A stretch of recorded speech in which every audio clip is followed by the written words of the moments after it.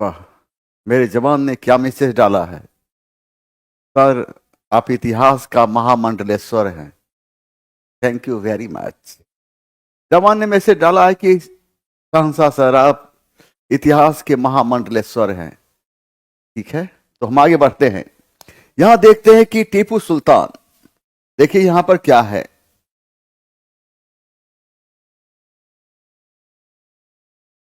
यहां है टीपू सुल्तान की बात करते हैं।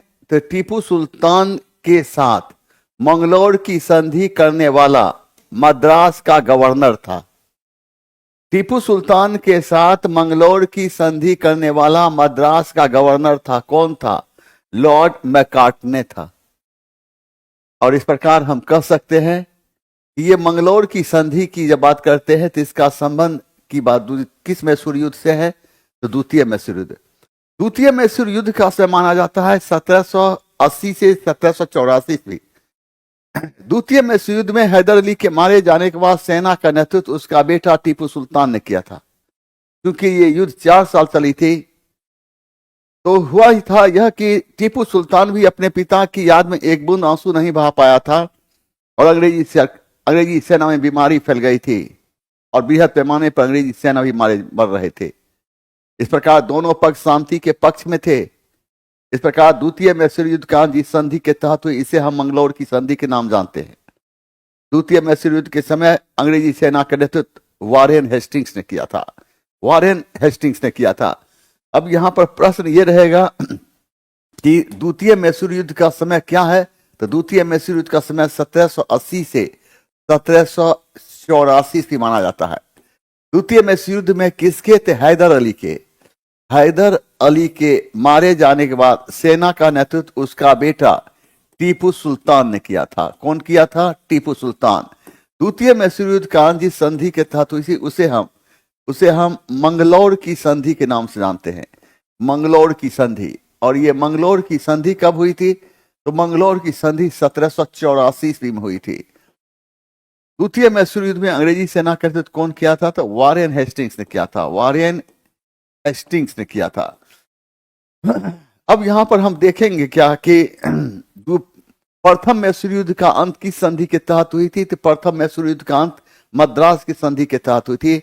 और प्रथम मैसूर युद्ध में अंग्रेजी सेना का नेतृत्व, प्रथम मैसूर युद्ध का समय माना जाता है 1767 से 1769 ईस्वी। प्रथम मैसूर युद्ध का अंत मद्रास की संधि के तहत हुई थी। और प्रथम मैसूर युद्ध में अंग्रेजी सेना का नेतृत्व जोसेफ स्मिथ ने किया था। तृतीय मैसूर युद्ध का समय माना जाता है 1790 से 1792 ईस्वी। और तृतीय मैसूर युद्ध का अंत संधि के तहत हुई, इसे हम श्रीरंगपट्टनम की संधि के नाम जानते हैं। तृतीय मैसूर युद्ध में अंग्रेजी सेना का नेतृत्व लॉर्ड कर्नवालिस ने किया था। चतुर्थ मैसूर युद्ध का समय माना जाता 1799 ईस्वी। और इस युद्ध में टीपू सुल्तान लड़ता हुआ मारा गया था और मरते हुए कहा था, 100 दिन के भेड़ की जिंदगी से अच्छा है एक दिन शेर की तरह दिया जाए। और चतुर्थ मैसूर युद्ध में अंग्रेजी सेना के नेतृत्व लॉर्ड बेलीजली ने किया था। अब ये प्रश्न उभरता है कि प्रथम मैसूर युद्ध का समय क्या माना जाता है? 1767 से लेकर 1769 ईस्वी। और प्रथम मैसूर युद्ध का अंत जिस संधि के तहत हुई थी, इसे हम मद्रास की संधि के नाम जानते हैं। इसे हम मद्रास की संधि के नाम जानते हैं। और ये संधि 1769 ईस्वी में हुई थी। प्रथम मैसूर युद्ध में अंग्रेजी सेना का नेतृत्व कौन किया था? तो जोसेफ स्मिथ ने किया था। जोसेफ स्मिथ ने किया था। अब देखिए यहां पर तृतीय मैसूर युद्ध का समय क्या माना जाता है? तृतीय मैसूर युद्ध का समय माना जाता है 1790 से 1792 ईस्वी। तृतीय मैसूर युद्ध का अंत जिस संधि के तहत हुई, इसे हम श्रीरंगपट्टनम की संधि के नाम जानते हैं। और ये संधि 1792 ईस्वी में हुई थी। तृतीय मैसूर युद्ध में अंग्रेजी सेना का नेतृत्व कौन किया था? तो कौन किया था तृतीय मैसूर युद्ध में अंग्रेजी सेना के? लॉर्ड कर्नवालिस ने किया था। लॉर्ड कर्नवालिस ने किया था। Lord Cornwallis. चतुर्थ मैसूर युद्ध का समय माना जाता है 1799 ईस्वी। और इसमें टीपू सुल्तान क्या हुआ? लड़ता हुआ मारा गया था। टीपू सुल्तान लड़ता हुआ मारा गया था। चतुर्थ मैसूर युद्ध में अंग्रेजी सेना के नेतृत्व कौन किया था? तो कौन किया था वहां पर? लॉर्ड बेलीजली। कौन किया था? लॉर्ड बेलीजली ने किया था। लॉर्ड बेलीजली। अब यहाँ पर देखें प्रश्न क्या रहेगा, पूछेगा कि प्रथम मैसूर युद्ध का समय क्या माना जाता है, 1767 से 1769 ईस्वी।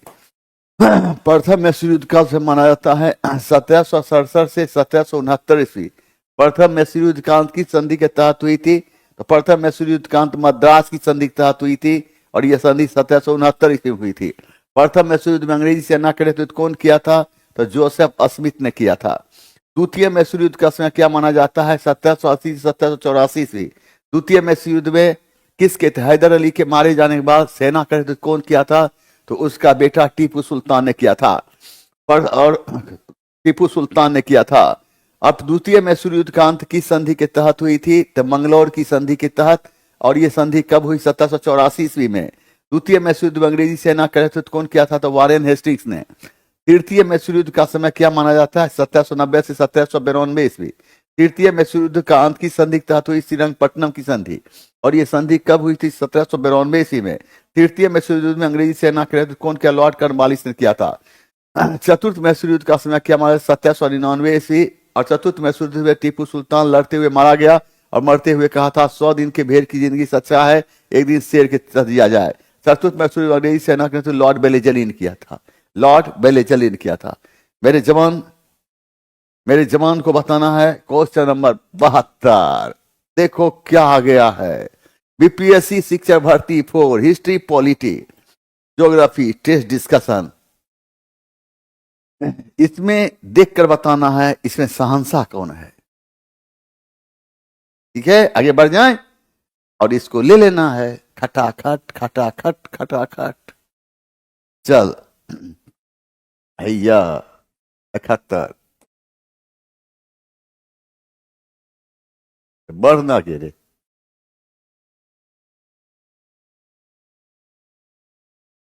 कैसन बोर्ड सेट किया रे, 72। हाँ देख बढ़ गया।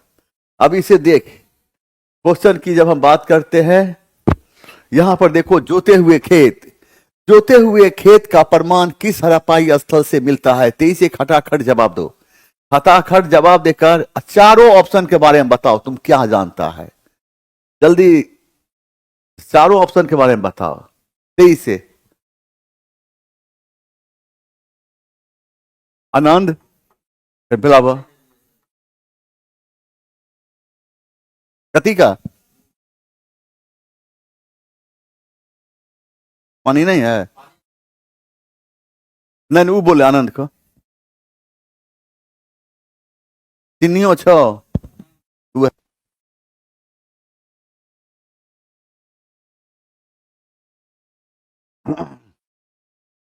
देखो जोते हुए खेत का प्रमाण किस हड़प्पाई स्थल से मिलता है, और इसका सही आंसर क्या हो जाता है, कालीबंगा। क्या हो जाएगा, कालीबंगा। अब देखो ये कालीबंगा वर्तमान समय में राजस्थान में स्थित है। कालीबंगा का अर्थ होता है काले रंग की चूड़ियां। कालीबंगा से जोते हुए खेत के प्रमाण मिले हुए हैं।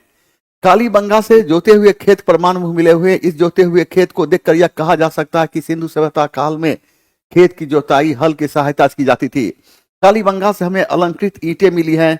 अलंकृत ईंट को हम नक्काशीदार ईंट के नाम जानते हैं। अलंकृत ईंट उसे कहते हैं जब ईंट को सजाया गया हो, सुंदर बनाया गया हो।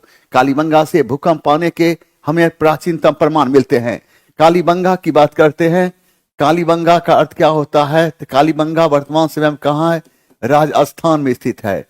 कालीबंगा का अर्थ क्या होता है, काले रंग की चूड़ियां। काले रंग की चूड़ियां क्या होता है, काले रंग की चूड़ियां। कालीबंगा से क्या था, हल की सहायता से, हल की सहायता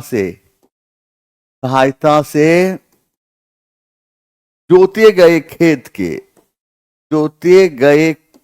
के प्रमाण मिलते हैं। जोते हुए खेत के प्रमाण मिलते हैं।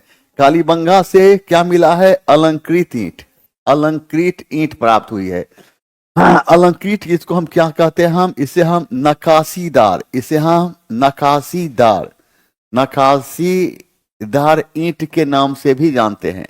कालीबंगा से क्या, तो भूकंप आने के प्राचीनतम प्रमाण मिलते हैं। भूकंप, मोहनजोदड़ो की जब हम बात करते हैं तो मोहनजोदड़ो वर्तमान समय में पाकिस्तान के सिंध प्रांत में सिंधु नदी के तट पर स्थित है।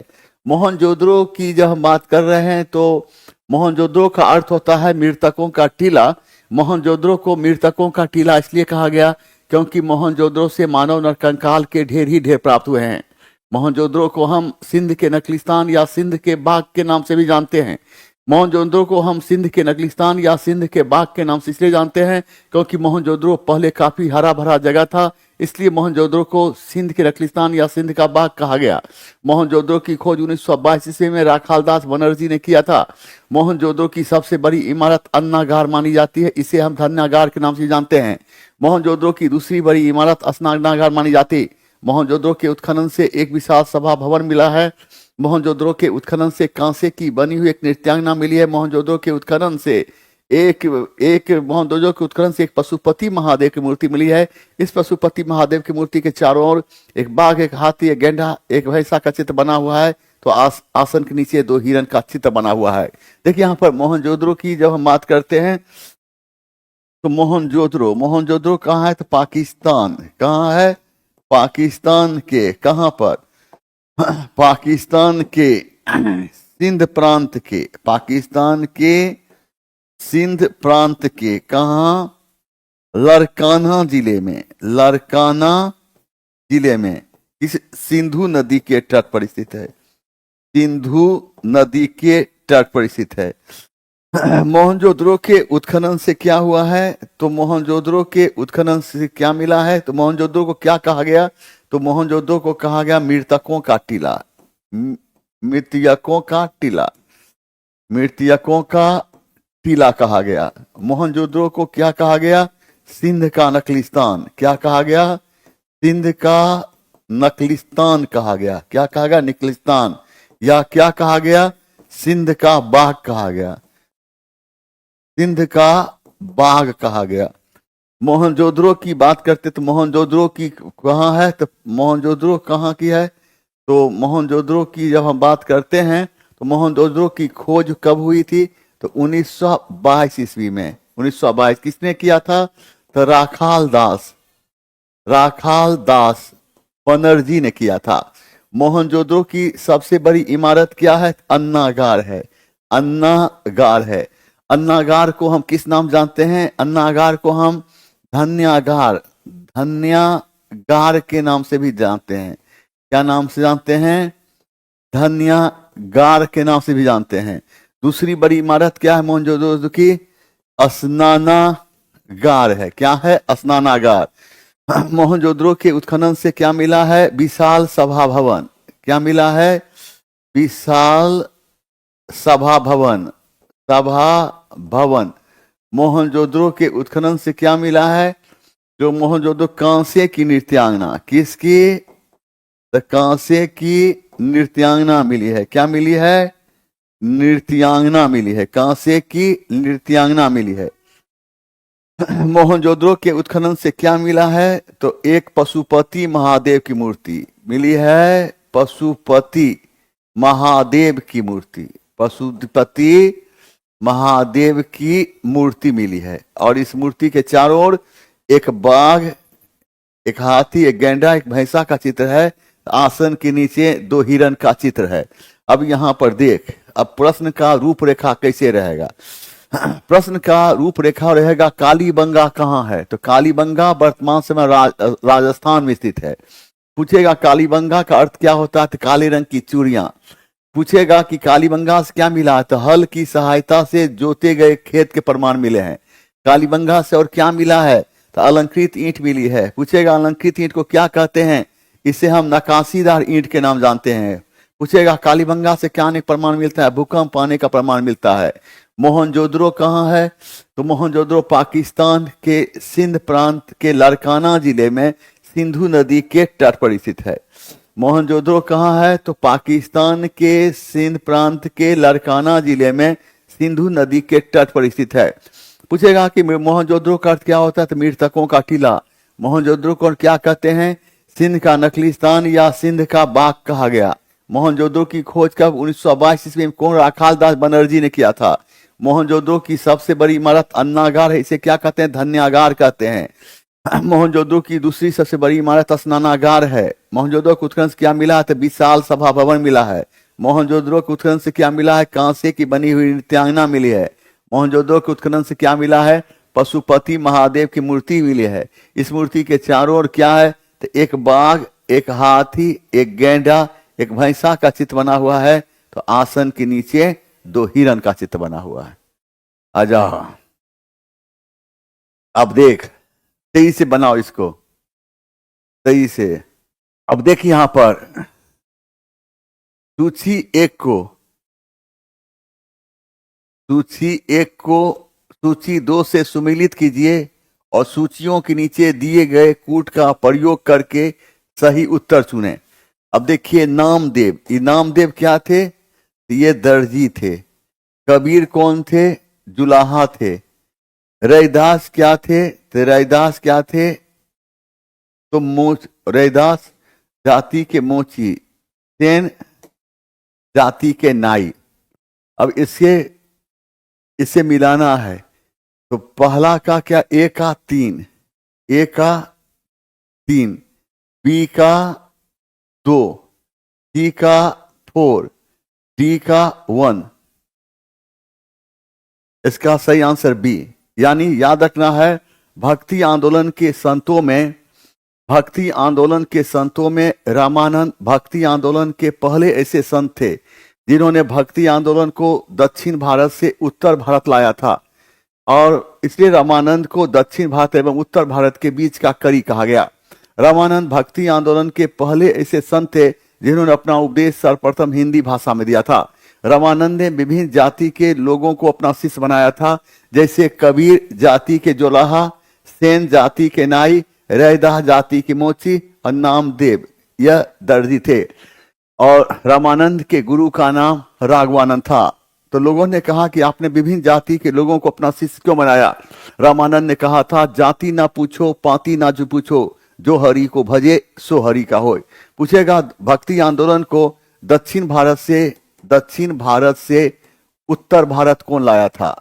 तो उत्तर भारत कौन लाया था? तो रामानंद लाया था। कौन लाया था? रामानंद। पूछेगा कि रामानंद को दक्षिण भारत और उत्तर भारत के बीच का क्या कहा गया? कड़ी कहा गया। कड़ी कहा गया। रामानंद की बात करते हैं तो कुछ नहीं छो, कड़ी कहा गया है। रामानंद की जब हम बात करते हैं तो फिर देखते हैं कि रामानंद ने क्या किया। तो रामानंद के गुरु का नाम क्या था? तो राघवानंद था। राघवानंद। रामानंद ने भक्ति आंदोलन पहले संत थे जिन्होंने अपना उपदेश सर्वप्रथम किस में? तो हिंदी भाषा में दिया था। हिंदी भाषा में दिया था।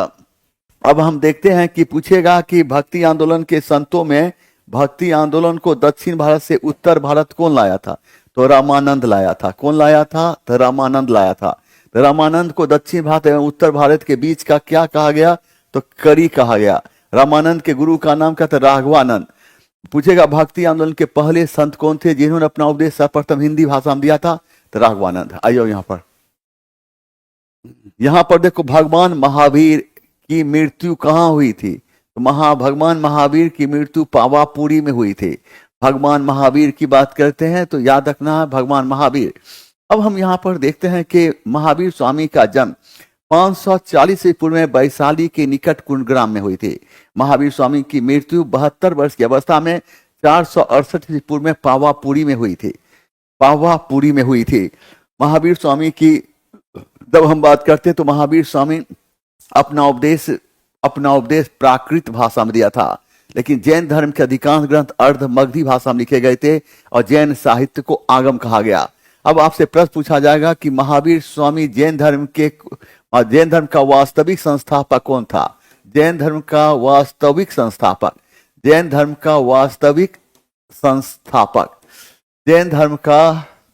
वास्तविक संस्थापक महावीर स्वामी थे। कौन थे? महावीर स्वामी का जन्म कब? तो 540 ईस्वी पूर्व में। कहां? तो वैशाली के निकट। कहां? तो कुंडग्राम में हुआ था। महावीर स्वामी की मृत्यु कब? तो 468 इस महावीर स्वामी की मृत्यु 72 वर्ष की अवस्था में, 72 वर्ष की अवस्था में 468 ईस्वी पूर्व में कहाँ हुई थी? तो पावापुरी में हुई थी। कहाँ हुई थी? पावापुरी में हुई थी। महावीर स्वामी अपना उपदेश किस भाषा में दिया था? तो प्राकृत भाषा में दिया था। किस भाषा में? प्राकृत भाषा में दिया था। जैन धर्म के अधिकांश ग्रंथ किस भाषा में लिखे गए थे? तो अर्धमगधी भाषा में, अर्धमगधी भाषा में लिखे थे। जैन साहित्य को क्या कहा गया था? जैन साहित्य को आगम कहा गया था। क्या कहा गया था? आगम कहा गया था। अब यहां पर देखते हैं कि श्रवण बेलगोला, यह कहाँ है? श्रवण बेलगोला कर्नाटक की बात करते हैं तो हम देखते क्या है कि श्रवण बेलगोला हेमचंद की रचना। परिशिष्ट प्रमाण से पता चलता है कि चंद्रगुप्त मौर्य अपने जीवन के अंतिम समय में जैन धर्म को मानने वाला हो गया। वह जैन गुरु भद्रबाहु के साथ श्रवण बेलगोला के चंद्रगिरी नामक पहाड़ चला गया, जहां पर अपने जीवन की शेष दिन जैन धर्म के संलेखना विधि से बिताया था। ये श्रवण बेलगोला के चंद्रगिरी पहाड़ी कर्नाटक में स्थित है। अब यहाँ पर देख, श्रवण बेलगोला की बात करते हैं तो यहाँ पर देख, श्रवण बेलगोला हेमचंद्र की रचना, हेमचंद्र की रचना का नाम क्या था? परिशिष्ट प्रमाण। हेमचंद की रचना का नाम था परिशिष्ट प्रमाण। हेमचंद की रचना का नाम था परिशिष्ट प्रमाण। और परिशिष्ट प्रमाण का इसी पुस्तक का संबंध किससे है? तो जैन धर्म से। इस पुस्तक से पता चलता है कौन? तो चंद्रगुप्त मौर्य। कौन? चंद्रगुप्त मौर्य अपने गुरु, अपने जैन गुरु किसके साथ? भद्रबाहु के साथ। देखो यहाँ पर भद्रबाहु के साथ कहाँ चला गया? श्रवण बेलगोला के, श्रवण बेलगोला के कहाँ चला गया? चंद्रगिरी नामक पहाड़ी पर चला गया। चंद्रगिरी नामक पहाड़ी पर चला गया, जहां पर अपने जीवन का अंत किस विधि के द्वारा किया था? संलेखना, संलेखना विधि के द्वारा किया था। संलेखना विधि। इस श्रवण बेलगोला के चंद्रगिरी नामक पहाड़ी कहाँ है? तो कर्नाटक में है। कहाँ? तो कर्नाटक में है। कहाँ है? कर्नाटक में है। लुम्बिनी की बात करते हैं तो महात्मा बुद्ध का जन्म 563 ईस्वी पूर्व में कपिल वस्तु के निकट लुम्बिनी नामक स्थान पर हुई थी। यह स्थान वर्तमान समय में नेपाल की तराई में स्थित है। महात्मा बुद्ध की बात करते हैं तो महात्मा बुद्ध की मृत्यु 483 ईस्वी 80 वर्ष की अवस्था में 483 ईस्वी पूर्व में कुशी नगर में हुई थी। और कुशी नगर में हुई थी। महात्मा बुद्ध की जब हम बात करते हैं तो महात्मा बुद्ध अपने जीवन का अंतिम उपदेश अपने शिष्य को दिया था। उसका नाम सुभक्ष था। उसका नाम सुभक्ष था। अब हम देखते हैं लुम्बिनी की बात करते हैं तो देखो महात्मा बुद्ध का जन्म कब हुआ था? तो 563 ईस्वी पूर्व में। कहाँ? तो कपिल वस्तु के निकट। कपिल वस्तु के निकट। कपिल वस्तु के निकट कहाँ? तो लुम्बिनी नामक स्थान पर। कहाँ? लुम्बिनी नामक स्थान पर। यह स्थान कहाँ है? तो नेपाल की तराई में है। नेपाल की तराई में स्थित है। नेपाल की तराई में स्थित है। और महात्मा बुद्ध की बात करते हैं तो महात्मा बुद्ध अपने घर का त्याग कितने वर्ष की अवस्था में किया था? तो 29 वर्ष की अवस्था में किया था। 29 वर्ष की मृत्यु कब हुई? तो 80 वर्ष की अवस्था में 483 ईस्वी पूर्व में। कहाँ हुई थी? तो कहाँ हुई थी? तो महात्मा बुद्ध की मृत्यु 80 वर्ष की अवस्था में 483 ईस्वी कुशी नगर में हुई थी। कहाँ? तो कुशी नगर में हुई थी। महात्मा बुद्ध अपने जीवन का अंतिम उपदेश किसको दिया? अपने जिस शिष्य को दिया था उसका नाम था सुभक्ष था। क्या था? सुभक्ष। अब यहां पर प्रश्न कैसे आएगा रे जवान? प्रश्न को देख।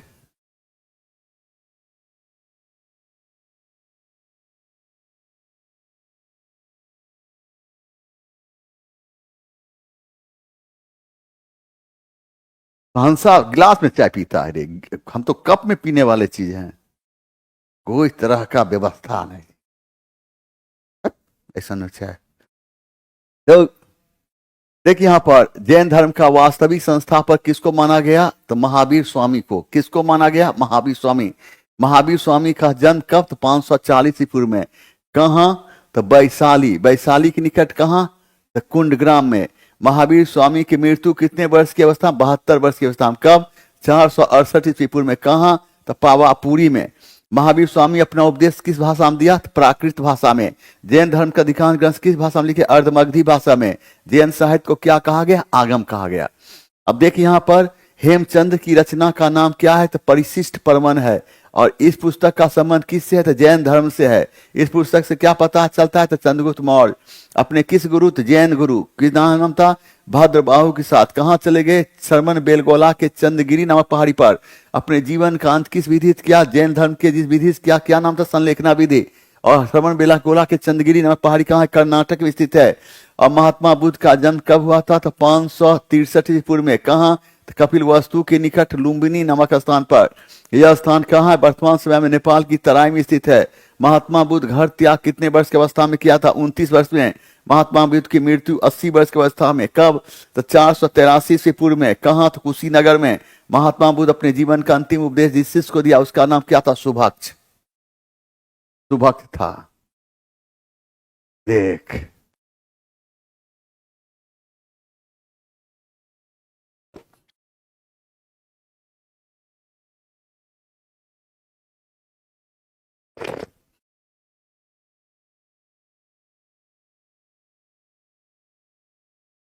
चल अब इसको क्वेश्चन बनाओ।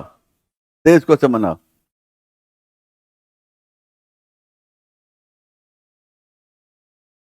जल्दी बनाओ।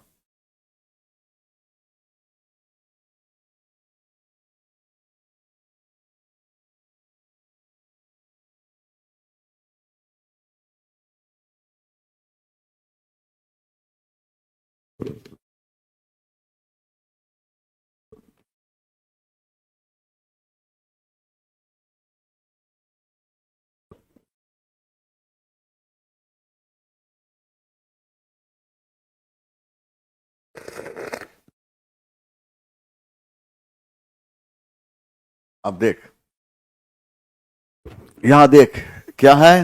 वास्को डी गामा ने भारत के किस पहले बंदरगाह का दौरा किया था? वास्को डी गामा दौरा किया था किसका? तो कालीकट। और याद रखना है, वास्को डी गामा जब भारत आया तो सर्वप्रथम वास्को डी गामा मई 1498 ईस्वी में सर्वप्रथम भारत आने वाला पहला यूरोपीय शक्ति पुर्तगाली था। और पुर्तगाली नाविक वास्को डी गामा मई 1498 ईस्वी में भारत में सर्वप्रथम कालीकट आया। उस समय कालीकट का शासक जमोरिन था। भारत में पुर्तगालियों ने अपनी पहली व्यापारी कोठी लगाई कहाँ थी? तो कोचीन में लगाई थी। और याद रखना है कि पुर्तगालियों ने भारत में अपना पहला प्रिंटिंग प्रेस लाया। पुर्तगालियों ने भारत में अपना पहला प्रिंटिंग प्रेस गोवा में लगाया था। गोवा पुर्तगालियों की राजधानी थी। इस प्रकार पुर्तगालियों ने गोवा में अपना पहला प्रिंटिंग प्रेस 1556 ईस्वी में लगाया था। आप देखो यहाँ पर भारत आने वाला पहला यूरोपीय शक्ति कौन था?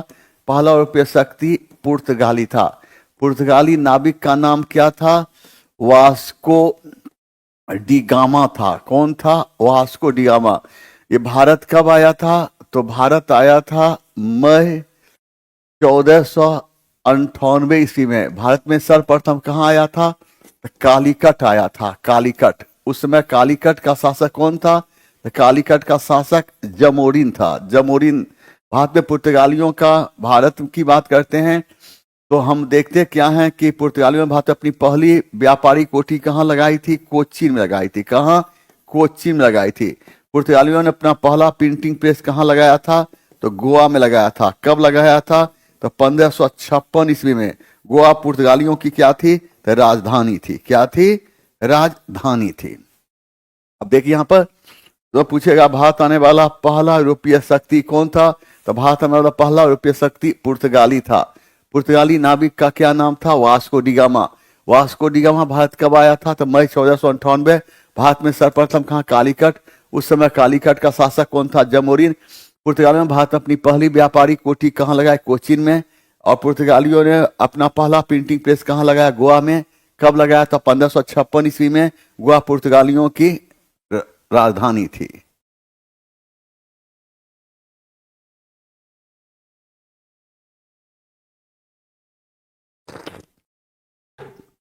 अब देख यहाँ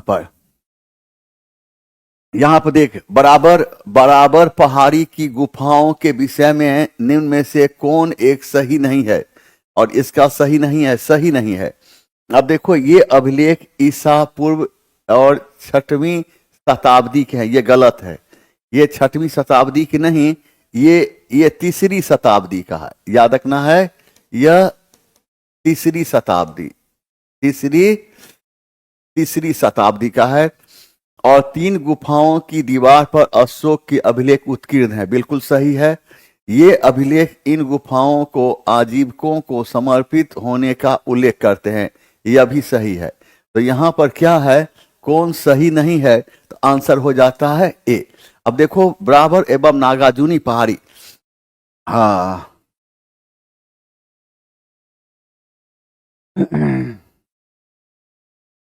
अब देखो यहां पर, और नहीं जवान, ऐसी बात नहीं है, ऐसी बात नहीं है, ऐसा नहीं बोलो, नहीं नहीं, मंगल सोनी ऐसा नहीं है, प्लेटफॉर्म की सरजमी पर ऐसी बात नहीं है। उनका हमसे और मेरा उनसे बहुत प्राचीन रिश्ता है। आज जहां घर की बात हो वहां पर इज्जत नहीं, वहां इज्जत नहीं देखा जाता। घर में कैसी इज्जत, यहां भी कोई रहता नहीं है, स्टाफ रहता है, रात का वक्त रहता है, इसमें कोई तुम्हें पानी भी दे दिया तो बहुत बड़ी बात होती, ऐसा नहीं बोलना चाहिए। अब देखो यहां पर बराबर एवं नागार्जुनी पहाड़ी, बराबर एवं नागार्जुनी पहाड़ी और बिहार के गया जिले में स्थित है। ये वर्तमान समय में जहानाबाद का एरिया पड़ता है। बराबर पहाड़ी में अशोक ने एक एक गुफा का निर्माण कराया था। सुदामा गुफा, विश्व झोपड़ी गुफा, कर्ण एवं चौपर गुफा।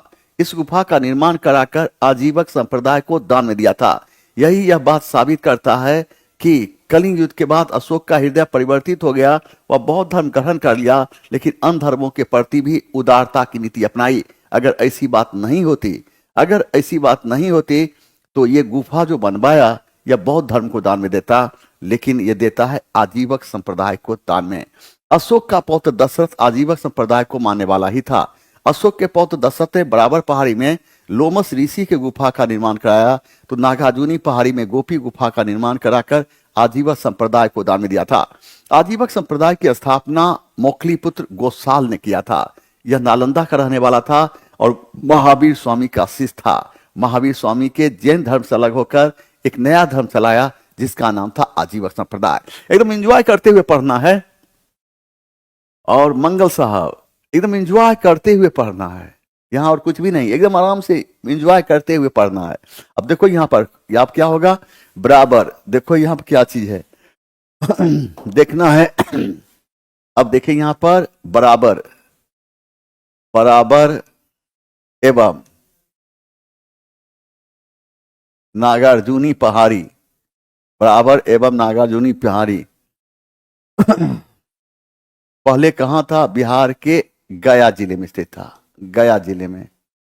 अब वर्तमान समय में कौन सा क्षेत्र पड़ता है, जहानाबाद का, जहानाबाद का।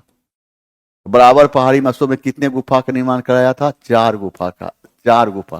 तो कौन कौन गुफा, सुदामा गुफा, सुदामा गुफा, सुदामा गुफा, विश्व झोपड़ी गुफा, विश्व झोपड़ी गुफा, विश्व झोपड़ी गुफा, कर्ण एवं चौपर गुफा, कर्ण एवं चौपर नामक गुफा का निर्माण कराया। और इस गुफा का निर्माण करके किसको दिया, तो आजीवक संप्रदाय को, आजीवक संप्रदाय को क्या दिया था, दान में दिया था। अशोक के पौत्र का क्या नाम था, अशोक के पौत्र का क्या नाम था, दशरथ। अशोक का पौत्र किस धर्म को मानने वाला था, आजीवक, आजीवक धर्म को मानने वाला था। अशोक के पुत्र दशरथ ने बराबर पहाड़ी में क्या, तो लोमस ऋषि के गुफा का निर्माण कराया था, लोमस ऋषि। तो नागार्जुनी पहाड़ी में कौन सा, नागार्जुनी पहाड़ी में गोपी गुफा का निर्माण कराकर, गोपी गुफा का निर्माण कराकर किसको, तो आजीवक संप्रदाय को दान में दिया था। किसको, किसको, तो आजीवक संप्रदाय को दान में दिया था, आजीवक संप्रदाय, आजीवक संप्रदाय। अब है कि आजीवक संप्रदाय की स्थापना कौन किया था? तो मोखली पुत्र गोसाल ने किया था। कौन किया था? मोखली पुत्र गोसाल ने किया था। मोखली पुत्र गोसाल कहाँ का था? नालंदा का रहने था। कहाँ का? नालंदा का। और कौन था? तो महावीर स्वामी का शिष्य था। कौन था? महावीर स्वामी का शिष्य था। और महावीर स्वामी के कौन? तो महावीर स्वामी के जैन धर्म से, महावीर स्वामी के जैन धर्म से अलग होकर एक नया धर्म चलाया जिसका नाम था आजीवक संप्रदाय। क्या नाम था? आजीवक संप्रदाय। ठीक ना? अब यहां पर क्या क्या प्रश्न पूछा जाएगा? प्रश्न पूछा जाएगा बराबर एवं नागार्जुनी पहाड़ी कहाँ है? तो बिहार के गया जिले। अब ये क्षेत्र कहाँ पड़ता है? जहानाबाद का। अशोक ने बराबर पहाड़ी में कितने गुफा का निर्माण? 4 गुफा। कौन कौन? सुदामा गुफा, विश्व झोपड़ी गुफा, कर्ण एवं चौपर गुफा। और ये गुफा के निर्माण का किसको दान में दिया? आजीवक संप्रदाय को। अशोक का पौत्र कौन था? दशरथ। किस संप्रदाय को माने वाला था? आजीवक संप्रदाय को।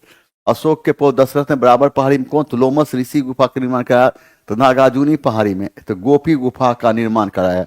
और किसको दान में दिया था? आजीवक संप्रदाय को। आजीवक संप्रदाय की स्थापना कौन किया? तो मोखली पुत्र गोसाल। कहाँ का था? तो नालंदा का रहने वाला। किसका शिष्य था? तो महावीर स्वामी का शिष्य था। और महावीर स्वामी के जैन धर्म से अलग होकर एक नया धर्म चलाया जिसका नाम था आजीवक संप्रदाय। अब देखें यहाँ पर औपनिवेशिक शासन ने भारत में कौन सी भू राजस्व प्रणाली लागू की? 30 इसका आंसर बताइए। 30 से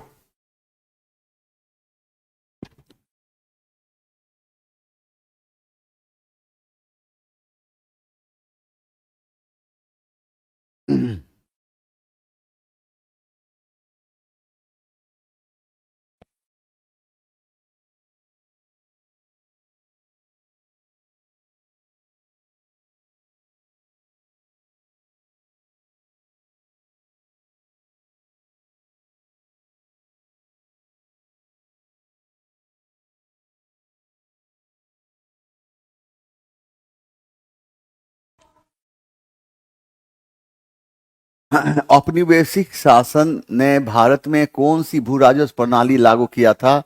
अस्थाई बंदोबस्ती, रैयतवाड़ी प्रथा, महालवाड़ी प्रथा। इसका सही आंसर उपर्युक्त में से एक से अधिक। इसका सही आंसर डी होगा। सही आंसर डी। अब देखो अस्थाई बंदोबस्ती की बात करते हैं तो लॉर्ड कर्नवालिस समय में 1793 ईस्वी में अस्थाई बंदोबस्ती प्रथा प्रारंभ किया गया था। इसे जमींदारी प्रथा कहते हैं। इसके तहत जमीन का मालिक जमींदार को माना गया। अस्थाई बंदोबस्ती प्रथा को जमींदारी प्रथा, सूर्यास्त कानून एवं स्तंभदारी प्रथा के नाम से भी जानते हैं। अब यहाँ पर देखते हैं कि अस्थाई बंदोबस्ती प्रथा की बात करते हैं। अस्थाई बंदोबस्ती प्रथा कब? 1793 ईस्वी में। 1793 ईस्वी में। किसके समय में? लॉर्ड कर्नवालिस के समय में। इसके तहत जमीन का मालिक किसको माना गया था? जमीन का मालिक जमींदार को माना गया। अस्थाई बंदोबस्ती प्रथा को हम क्या कहते हैं? जमींदारी प्रथा। जमींदारी प्रथा। इसे क्या कहते? सूर्यास्त कानून। सूर्यास्त कानून। सूर्यास्त कानून। इसे हम क्या कहते हैं? स्तंभदारी प्रथा। स्तंभदारी प्रथा के नाम जानते हैं। अब यहां पर देखना है कि अब यहां पर महलवाड़ी प्रथा की बात करते हैं तो महलवाड़ी प्रथा को कौन प्रारंभ किया? हॉल्ट। इसका महलवाड़ी प्रथा का प्रवर्तक हॉल्ट मैकेंजी को माना जाता है। कौन? हॉल्ट मैकेंजी को माना जाता है। और इस प्रथा की शुरुआत 1822 ईस्वी में हुई थी। महलवाड़ी बंदोबस्त के तहत जो होता गांव का मुखिया, कौन होता था? गांव का मुखिया आज भू राजस्व वसूल कर कंपनी को देता था। भू राजस्व वसूल कर किसको देता था? कंपनी को देता था। अब रैयतवाड़ी प्रथा की बात करते हैं तो रैयतवाड़ी प्रथा और कौन यहाँ पर प्रारंभ किया था?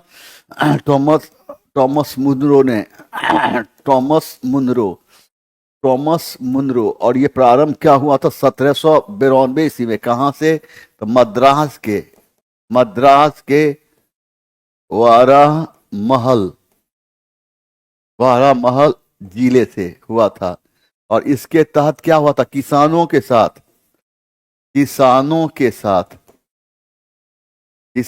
साथ प्रत्यक्ष संबंध स्थापित किया गया था। प्रत्यक्ष संबंध स्थापित किया गया था, प्रत्यक्ष संबंध। अब यहां प्रश्न ये रहेगा कि अस्थाई बंदोबस्ती प्रथा कब प्रारंभ हुआ? तो 1793 ईस्वी में। 1793 ईस्वी में। कब?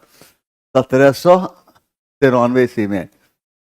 कौन किया था? Lord Cornwallis. इसके तहत जमीन का मालिक किसको माना गया? जमींदार को। अस्थाई बंदोबस्ती प्रथा क्या कहते हैं? जमींदारी प्रथा। इसे क्या कहते हैं? सूर्यास्त कानून कहते हैं। इसे क्या कहते हैं? स्तंभदारी प्रथा भी कहते हैं। अब देखिए यहाँ पर महलवारी प्रथा का जनक किसको? हॉल्ट मैकेंजी को। ये प्रथा कब प्रारंभ हुआ? 1822 ईस्वी में। और इस प्रथा के तहत इस प्रथा के तहत क्या था? गांव का मुखिया क्या करता था? तो गांव का मुखिया राजस्व वसूल करके और किसको देता था? ईस्ट इंडिया कंपनी को देता था। रजतवारी प्रथा का प्रारंभ किसने किया? टॉमस मुनरो ने। कब? 1792 में। कहां से? मद्रास का नाम बड़ा महल जिले से। इसके तहत किसानों के साथ प्रत्यक्ष संबंध स्थापित किया गया था। अब 78 नंबर क्वेश्चन 23 बनाइए। 23 से बनाओ।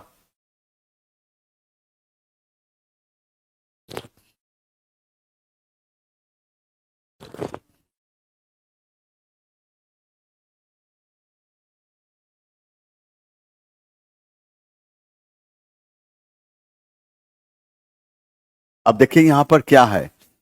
झांसी के पास देवगढ़ का मंदिर और इलाहाबाद के पास गढ़वा मंदिर में बनी मूर्तियां किस कला के महत्वपूर्ण अवशेष हैं? तो ये किस कला के? तो ये गुप्त कला के हैं। किस कला के? गुप्त कला के हैं। अब यहां पर गुप्त कला के हैं। अब यहां पर देखना है कि अब ये देखना है कि देवगढ़ का जो मंदिर है किस देवता का है? तो देवगढ़ का मंदिर किस देवता का है? ये देवगढ़ का मंदिर जो होता है विष्णु का है। किसका? विष्णु का। किसका? विष्णु का।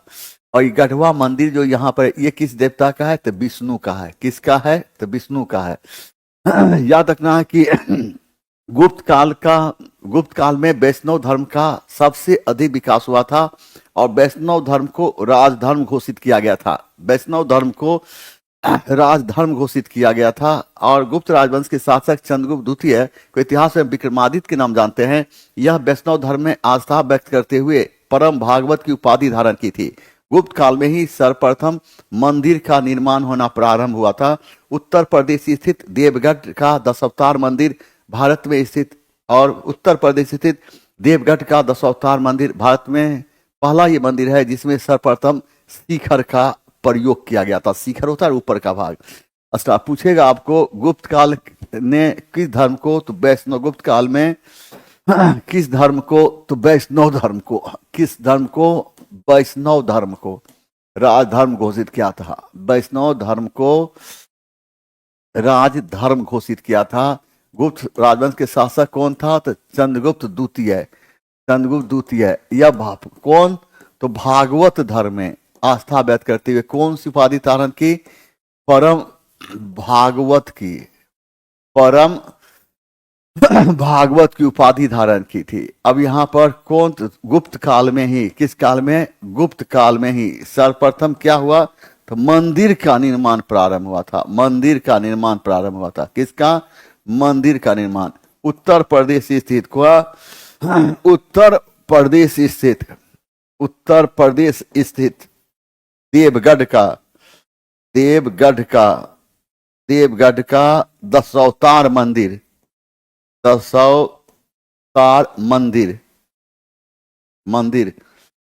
भारत का पहला मंदिर है। भारत का पहला मंदिर है जिसमें सर्वप्रथम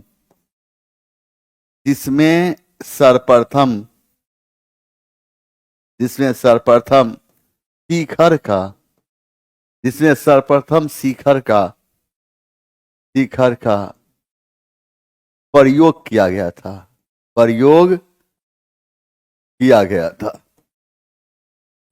अब देखिए यहां पर मौर्य कला की बात करते थे। मेगास्थनीज यूनान का रहने वाला था और इसने यूनानी भाषा में पाटलिपुत्र को पोलीबोथरा कहा और लिखा पोलीबोथरा चंद्रगुप्त मौर्य की राजधानी है।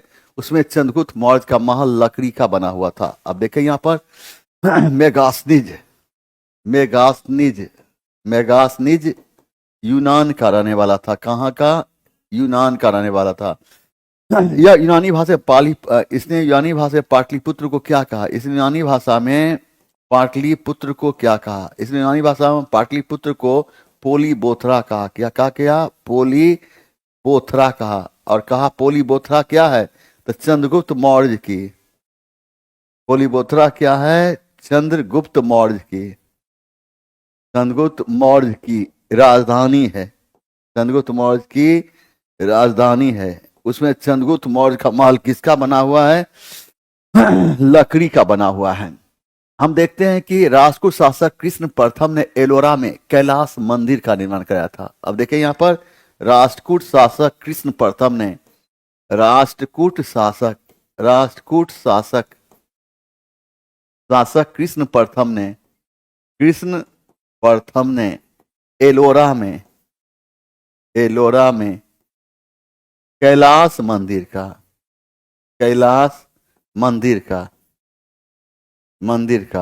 निर्माण कराया था। कैलाश मंदिर का निर्माण कराया था।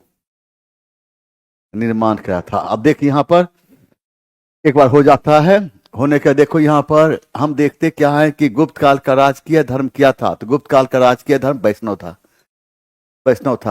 और गुप्त राजवंश का शासक कौन था? चंद्रगुप्त द्वितीय। इस धर्म को मानने वाला था, भागवत धर्म को मानने वाला था।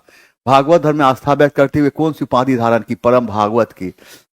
हम पूछे कि एक सर्वप्रथम मंदिर का निर्माण होना किस काल में प्रारंभ हुआ था? तो गुप्त काल में प्रारंभ हुआ था।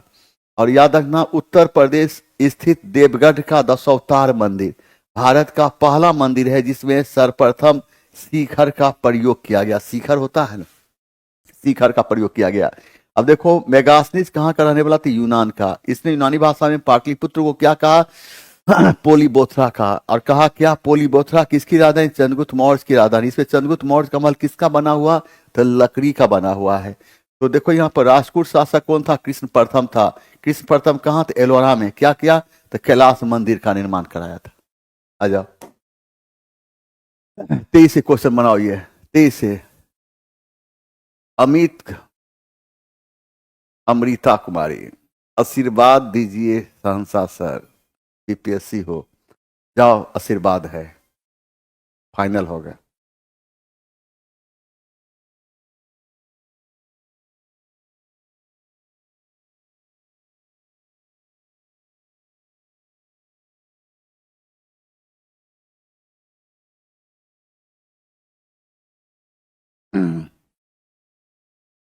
अब देखिए यहां पर निर्मित और आयातित निर्मित और निर्यातित वस्तुओं को प्रशासन द्वारा निर्धारित मूल्य पर बेचे जाने हेतु दिल्ली में एक विशेष बाजार सराय अदल की स्थापना किसने की? सराय अदल। और इसकी स्थापना उपर्युक्त में से कोई नहीं। और इसकी सही आंसर क्या होगा? तो क्या होगा? तो अलाउद्दीन खिलजी। क्या होगा इसका सही आंसर? अलाउद्दीन खिलजी। क्या होगा? अलाउद्दीन खिलजी। अलाउद्दीन खिलजी की जब हम बात करते हैं, अलाउद्दीन खिलजी ने बाजार नियंत्रण नीति अपनाया था। अलाउद्दीन खिलजी ने बाजार नियंत्रण नीति अपनाया था और जिसका उद्देश्य था कम खर्च पर विशाल सेना रखना। और अलाउद्दीन खिलजी ने दीवान रियासत नामक विभाग की स्थापना की थी जिसका काम था बाजार एवं व्यापारियों पर नियंत्रण स्थापित करना। अलाउद्दीन खिलजी ने क्या किया था? तो अलाउद्दीन खिलजी ने बाजार नियंत्रण नीति बाजार नियंत्रण नीति अपनाया था जिसका उद्देश्य क्या था? कम खर्च पर विशाल सेना रखना था। कम खर्च पर विशाल सेना रखना था। अलाउद्दीन खिलजी ने दीवान ए रियासत नामक विभाग की स्थापना किया था। दीवान ए रियासत नामक विभाग की स्थापना किया था। इसका काम क्या किया था? बाजार एवं व्यापारियों पर अपना नियंत्रण स्थापित करना था। स्थापित करना था, स्थापित करना था। अब यहाँ पर मोहम्मद बिन तुगलक के शासनकाल में दिल्ली सल्तनत का सबसे अधिक विस्तार हुआ था। मोहम्मद बिन तुगलक दिल्ली सल्तनत का सबसे अधिक पढ़ा लिखा विद्वान था, इसलिए मोहम्मद बिन तुगलक को कहा गया दिल्ली सल्तनत का अरस्तु कहा गया। मोहम्मद बिन तुगलक को इतिहास में हम सिक्का बनाने वाला सुल्तान के नाम से भी जानते हैं। पूछेगा दिल्ली सल्तनत का वह शासक कौन था, दिल्ली सल्तनत का वह शासक कौन था, तो मोहम्मद बिन तुगलक। कौन था? मोहम्मद बिन तुगलक। इसके शासन काल में दिल्ली सल्तनत का क्या हुआ था? तो सबसे अधिक विस्तार हुआ था, सबसे अधिक विस्तार हुआ था। दिल्ली सल्तनत का सबसे अधिक विस्तार हुआ था। इससे की विद्वता को देखते हुए दिल्ली सल्तनत का क्या कहा गया? अरस्तु कहा गया। दिल्ली सल्तनत का अरस्तु कहा गया। मोहम्मद बिन तुगलक को क्या कहा गया? सिक्का बनाने वाला सुल्तान कहा गया। सिक्का बनाने वाला सुल्तान कहा गया। बनाने वाला, सिक्का बनाने वाला सुल्तान कहा गया। सिक्का बनाने वाला सुल्तान कहा गया। क्या कहा गया? कहा गया। मोहम्मद बिन तुगलक की जब बात करते हैं, यह नियुक्ति का आधार किसको बनाया था? मोहम्मद बिन तुगलक नियुक्ति का आधार किसको बनाया था? याद रखना है, दिल्ली सल्तनत का पहला शासक जो नियुक्ति का आधार किसको बनाया? तो योग्यता को बनाया था। किसको? योग्यता को बनाया था। शेरशाह सूरी की जब हम बात करते हैं तो शेरशाह का वास्तविक नाम क्या था? फरीद था। शेरशाह का वास्तविक नाम फरीद, पिता का नाम हसन सूर था। क्या था? हसन सूर। शेरशाह ने सोने का जो सिक्का चलाया उसको क्या कहते? उसको मोहर कहते हैं। और शेरशाह तांबा को, और शेरशाह की बात करते हैं, शेरशाह चांदी का जो सिक्का चलाया उसको हम क्या कहते हैं? रुपया कहते हैं। और यह रुपया नामक सिक्का चलाने वाला पहला शासक था। कुतुबुद्दीन मुबारक शाह खिलजी की बात करते हैं तो यह कुतुबुद्दीन मुबारक शाह खिलजी, खिलजी राजवंश का अंतिम शासक था। खिलजी राजवंश का अंतिम शासक, खिलजी राजवंश का अंतिम शासक था। क्या था? अंतिम शासक। और स्वयं को यह क्या किया था? स्वयं को यह खलीफा घोषित किया था। कि स्वयं को क्या घोषित किया था? खलीफा घोषित किया था। याद रखना है। और कुतुबुद्दीन मुबारक शाह खिलजी के बारे में इतिहासकार बर्नी क्या लिखता? इतिहासकार बर्नी लिखता है, यह अजीबो गरीब सुल्तान था। कभी कभी बिना कपड़े के दरबार आता था और महिलाओं की तरह कभी कभी साड़ी पहनकर आ जाता था, तो बिना कपड़े के आकर नाचने लग जाता था। और इसके मंत्री का नाम था नसरुद्दीन खुसरो शाह। और कुतुबुद्दीन मुबारक शाह खिलजी अपने प्रधानमंत्री नसरुद्दीन खुसरो शाह के पास आया, महिलाओं की तरह साड़ी पहनकर, बाल में लगा लिया गजरा, बाल में लगा लिया कजरा, बाल में लगा लिया कजरा, नाक में पहन लिया झुमका, कान में पहन लिया नथिया और पांव में पहन लिया पायल। घूंघट को नीचे कर लिया और कहता है कि पायल को, महिलाओं की आवाज में पायल को छम छम छम करते हुए बोलो ना मैं कैसी लग रही हूं। उसका प्रधानमंत्री गए, कहा है सुन, मूड ऑफ है, चलाएंगे तलवार, खामोश कर देंगे जिंदगी। लेकिन वह बात नहीं माना। फिर घूंघट को नीचे कर लिया और महिलाओं की आवाज में पायल को छम छम छम करते हुए कहा, बोलो मैं कैसी लग रही हूँ। उस पर उसका प्रधानमंत्री कहा, अभी बताते तुम कैसी लग रही हो। और चलाया तलवार, और तलवार का सम्मान करते हुए कुतुबुद्दीन मुबारक शाह खिलजी का सर 2 फीट आगे गिरा। इस तलवार के चलते ही खिलजी राजवंश की धरती हमेशा के लिए खामोश हो गई। अब यहाँ पर प्रश्न क्या रहेगा? प्रश्न यहाँ पर यह पूछेगा कि अलाउद्दीन खिलजी ने कौन सी नीति अपनाया था? तो अलाउद्दीन खिलजी ने बाजार नियंत्रण नीति अपनाया, जिसका उद्देश्य क्या था? जिसका उद्देश्य था कम खर्च पर विशाल सेना रखना था। अलाउद्दीन खिलजी ने क्या किया? दीवान ए रियासत नामक विभाग की स्थापना की, जिसका उद्देश्य क्या था? जिसका उद्देश्य था बाजार एवं व्यापारियों पर नियंत्रण स्थापित करना था। पूछेगा कि दिल्ली सल्तनत का वह शासक कौन था जिसके समय में दिल्ली सल्तनत का सबसे अधिक विस्तार हुआ था? मोहम्मद बिन तुगलक। पूछेगा मोहम्मद बिन तुगलक की विद्वता को देखते हुए क्या कहा? दिल्ली सल्तनत का अरस्तु कहा गया। पूछेगा दिल्ली सल्तनत के किस शासक को सिक्का बनाने वाले सुल्तान कहा गया? तो मोहम्मद बिन तुगलक को कहा गया। आपसे यहाँ प्रश्न पूछा जाएगा, शेरशाह का वास्तविक नाम फरीद था, इसके पिता का नाम हसन सूर था। शेरशाह सोने का जो सिक्का चलाया उसे मुहर कहते हैं, और चांदी का जो सिक्का चलाया उसे रुपया कहते हैं। रुपया नामक सिक्का उस समय शेरशाह पहला शासक था। और यहाँ पर हम देखते हैं कि खिलजी राजवंश का अंतिम शासक कुतुबुद्दीन मुबारक शाह खिलजी था और ये खिलजी राजवंश का अंतिम शासक था। खिलजी राजवंश के किसी भी शासक ने सुल्तान पद की स्वीकृति खलीफा से प्राप्त नहीं की थी, लेकिन याद रखना कुतुबुद्दीन मुबारक शाह खिलजी स्वयं को खलीफा घोषित किया। इसके बारे में कौन इतिहासकार बर्नी लिखता है, यह अजीबो गरीब सुल्तान था, कभी कभी बिना कपड़े के ही दरबार जाता था।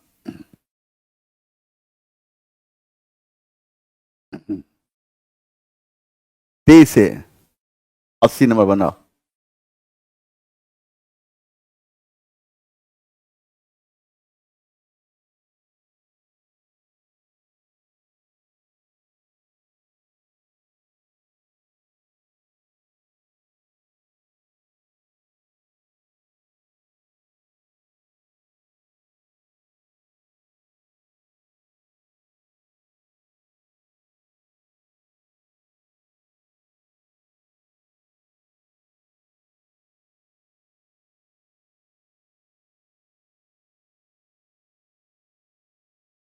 अब देखिए यहां पर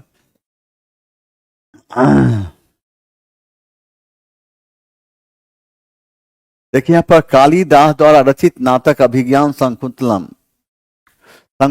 और राजा देश की प्रेम कथा है, दुष्यंत की है। कालिदास को भारत का शेक्सपियर कहा गया। कालिदास को भारत का शेक्सपियर कहा गया था। और याद रखना है, कालिदास जैसे विद्वान गुप्त काल में हुए थे, जिसने अपनी ज्ञान की गंगा से गुप्त साम्राज्य की धरती को धन धन कर दिया था। कालिदास ने अभिज्ञान शाकुंतलम, रघुवंशम, कुमार संभव, मेघदूत, ऋतु संहार ना जाने कई पुस्तक की रचना की। कालिदास की रचना अभिज्ञान शाकुंतलम भारत की पहली ऐसी रचना मानी जाती है जिसका सर्वप्रथम किसी विदेशी भाषा में अनुवाद किया गया था। देखो कालिदास जैसे विद्वान किस काल में हुए थे, कालिदास जैसे विद्वान किस काल में हुए थे, तो कालिदास जैसे विद्वान गुप्त काल में हुए थे। किस काल में हुए थे? गुप्त काल में हुए थे। और कालिदास ने कौन सी पुस्तक की रचना की? अभिज्ञान शाकुंतलम, अभिज्ञान शाकुंतलम, रघुवंशम,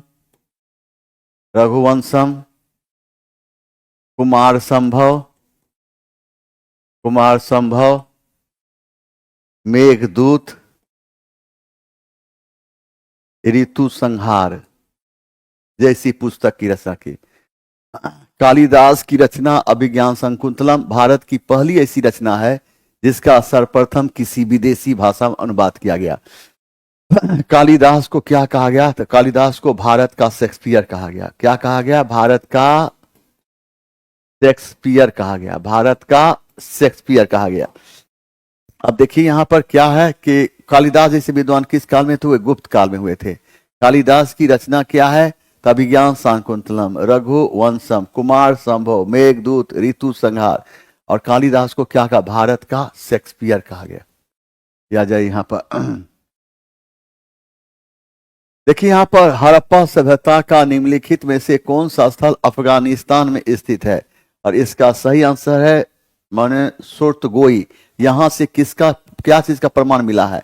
यहां से नहर का प्रमाण मिला है। नहर का प्रमाण मिला है। याद रखना है। बालाकोट ये कहाँ है? तो पाकिस्तान में। सिंधु सभ्यता कालीन स्थल है, पाकिस्तान में है।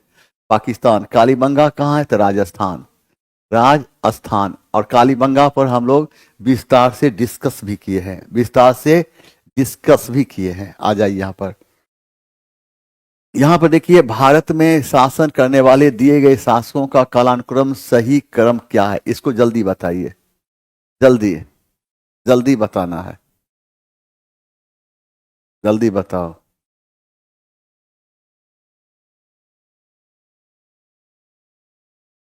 अब यहां पर देखो शेर शाह सूरी का शासनकाल क्या है? 1540 से 1545 ईस्वी। अकबर का शासनकाल क्या है? 1556 से 1605 ईस्वी। इल्तुतमिश का शासनकाल क्या है? तो 1211 ईस्वी से लेकर 1236 ईस्वी। अलाउद्दीन खिलजी का शासनकाल क्या है? तो 1296 से लेकर 1316 ईस्वी। अब इसको मिलाइए, इसको मिलाकर आप खुद बताइए इसका आंसर क्या होगा। तो सबसे नीचे कौन था? इल्तुतमिश। चौथा इल्तुतमिश। तेसर में क्या आ जाता? अकबर। 1500 सब ये। और चौथा, उसके बाद देखो चौथा फिर कौन आ जाता है? 4-1। 4-1। 1500 से 1545। तेसर 1500 और तेसर 1314। फिर 2 सर। इसका सही आंसर ए। ए, ए मिला लो।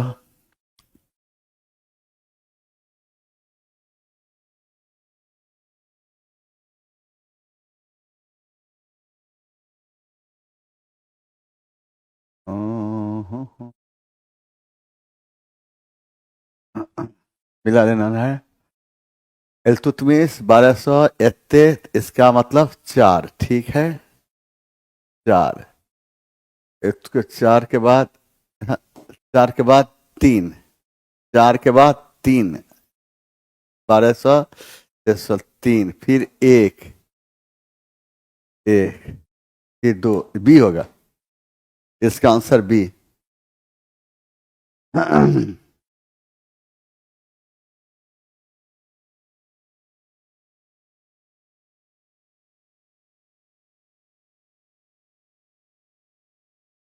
बी।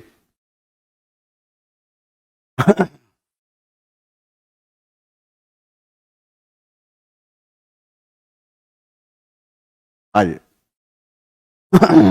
इसका सही आंसर बी होगा। मिला भी लेना है। इसका आंसर बी होगा। सबका हम डेट लिख दिए हैं और खुद मिला भी लेना है। आइए। एसएसटी प्लस जीएस, ये बैच है शिक्षक भर्ती का। शिक्षक भर्ती बैच के लिए प्लेटफॉर्म की सरजमी ब्रांड है। सहनसा आज तक प्लेटफॉर्म का प्रशंसा नहीं किया।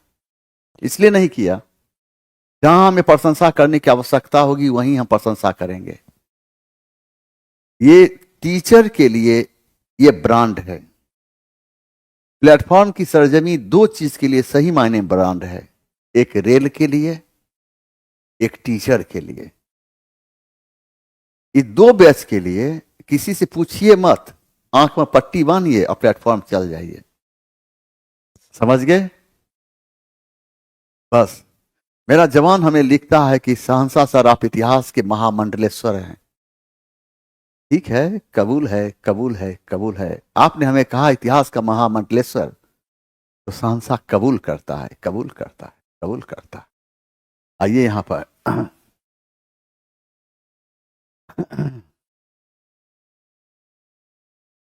आइए। अब देखिए यहां पर सूची 1 को सूची 2 से सुमेलित कीजिए। क्रिस्टोफर कोलंबस कहां का था?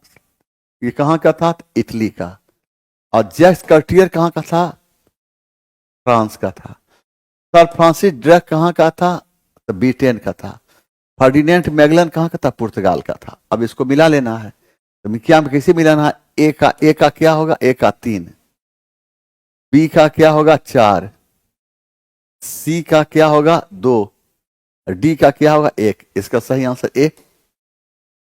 इसमें खुद मिला भी लिया कीजिए, सबको हम मिला ही दिए हैं। मिलाइए। ए का 3, 2 का 4, सी का 2, डी का 1। 1। यहां ये सम्राट शाह आलम द्वितीय ने ईस्ट इंडिया कंपनी को बंगाल, बिहार तथा उड़ीसा की दीवानी प्राप्त की। कब?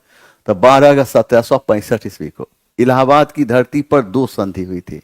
इलाहाबाद की पहली संधि और इलाहाबाद की दूसरी संधि।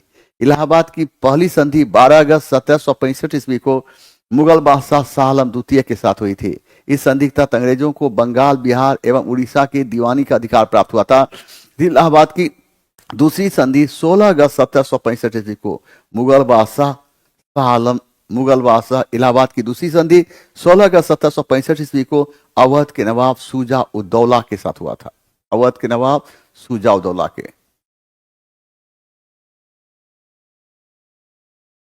सभी अलग अलग होता है। पीजीटी का बैच अभी दौड़ रहा है। पीजीटी का बैच स्टार्ट हुआ है, चल रहा है। और प्रत्येक सप्ताह वहां पर बैच स्टार्ट होती है। आपको जिस बैच में है आप उसमें ले हैं।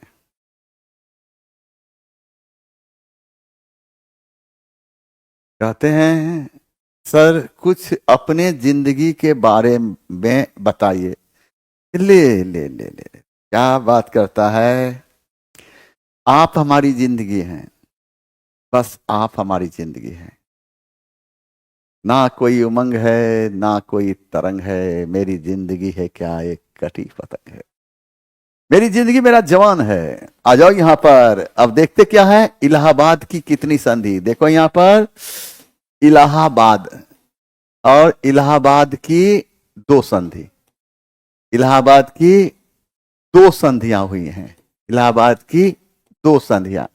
पहली संधि कब हुई थी? इलाहाबाद की पहली संधि 12 अगस्त, 12 अगस्त 1765 ईस्वी को। और किसके साथ? तो मुगल बादशाह, मुगल बादशाह, मुगल बादशाह शाह आलम द्वितीय, मुगल बादशाह शाह आलम द्वितीय। और इस संधि से अंग्रेजों को क्या मिला? बंगाल, बिहार और उड़ीसा में दीवानी का अधिकार मिला था। इलाहाबाद की दूसरी संधि 16 अगस्त 1765 को। किसके साथ? अवध के नवाब। किसके साथ? अवध के नवाब शुजा उदौला के साथ। शुजा उदौला के साथ हुआ था।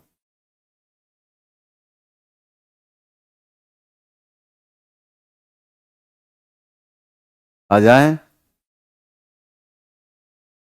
इधर आइए। यहां देखिए, निम्नलिखित में से किस गवर्नर जनरल ने भारत की अपरांसविदाबद्ध सिविल सेवा covenanted civil services of India सृजन किया, जो कालांतर में भारतीय सिविल सेवा के नाम से जानी गई? और इसका सही आंसर है लॉर्ड कॉर्नवालिस। और लॉर्ड कॉर्नवालिस को भारत में नागरिक सेवा का जनक कहा गया है। लॉर्ड कॉर्नवालिस को भारत में क्या कहा गया है? नागरिक सेवा का जनक, नागरिक सेवा का जनक, नागरिक सेवा का जनक कहा गया है। और वारेन हेस्टिंग्स की न्याय व्यवस्था किस पर? तो मुगलों की न्याय प्रणाली पर, न्याय प्रणाली पर आधारित थी। लॉर्ड बेलेजली के शासनकाल किस लिए प्रसिद्ध है? सहायक संधि के लिए। किसके लिए? सहायक संधि के लिए। लॉर्ड बेलेजली का शासनकाल सहायक संधि के लिए प्रसिद्ध रहा है। और सहायक संधि करने वाला पहला देसी राज कौन था? हैदराबाद। कौन था? हैदराबाद। हैदराबाद का निजाम, हैदराबाद का निजाम। यह कब किया? 1798 ईस्वी में सहायक संधि की। 1799 ईस्वी में तंजौर, तंजौर एवं मैसूर जैसे राजनगरी के साथ सहायक संधि की। तो 1801 ईस्वी में अवध जैसे राजनगरी के साथ सहायक संधि की। आइए सर, आइए आइए। कहाँ है पानी? दिसंबर 1801 ईस्वी में पेशवा नगरी साथ सहायक संधि की। पेशवा। तो 1803 ईस्वी में बरार के भोंसले नगरी साथ सहायक संधि की। और 1804 ईस्वी में कौन? सिंधिया नगरी साथ सहायक संधि की। कौन किया था? सिंधिया नगरी साथ सहायक संधि की। एक बार हो जाए। देखिए, भारत में नागरिक सेवा का जनक किसको कहा गया? तो लॉर्ड कॉर्नवालिस को कहा गया। और वारेन हेस्टिंग्स की न्याय व्यवस्था किसके? तो मुगलों की न्याय प्रणाली पर आधारित थी। वारेन हेस्टिंग्स पहला अंग्रेज था जो न्याय की ओर ध्यान दिया था। लॉर्ड बेलीजली का शासनकाल किस लिए प्रसिद्ध रहा? सहायक संधि के लिए। लॉर्ड बेलीजली के समय में सर्वप्रथम सहायक संधि करने वाला राज्य हैदराबाद का निजाम था। कब सहायक संधि किया? 1798 ईस्वी में। 1799 में कौन? तंजौर एवं मैसूर जैसे राजनगरी सहायक संधि की। 1801 ईस्वी में अवध जैसे राजनगरी सहायक संधि की। दिसंबर 1801 ईस्वी में पेशवा नगरी सहायक संधि की। 1803 ईस्वी में बरार के भोसले नगरी सहायक संधि की। 1804 ईस्वी में सिंधिया नगरी सहायक संधि।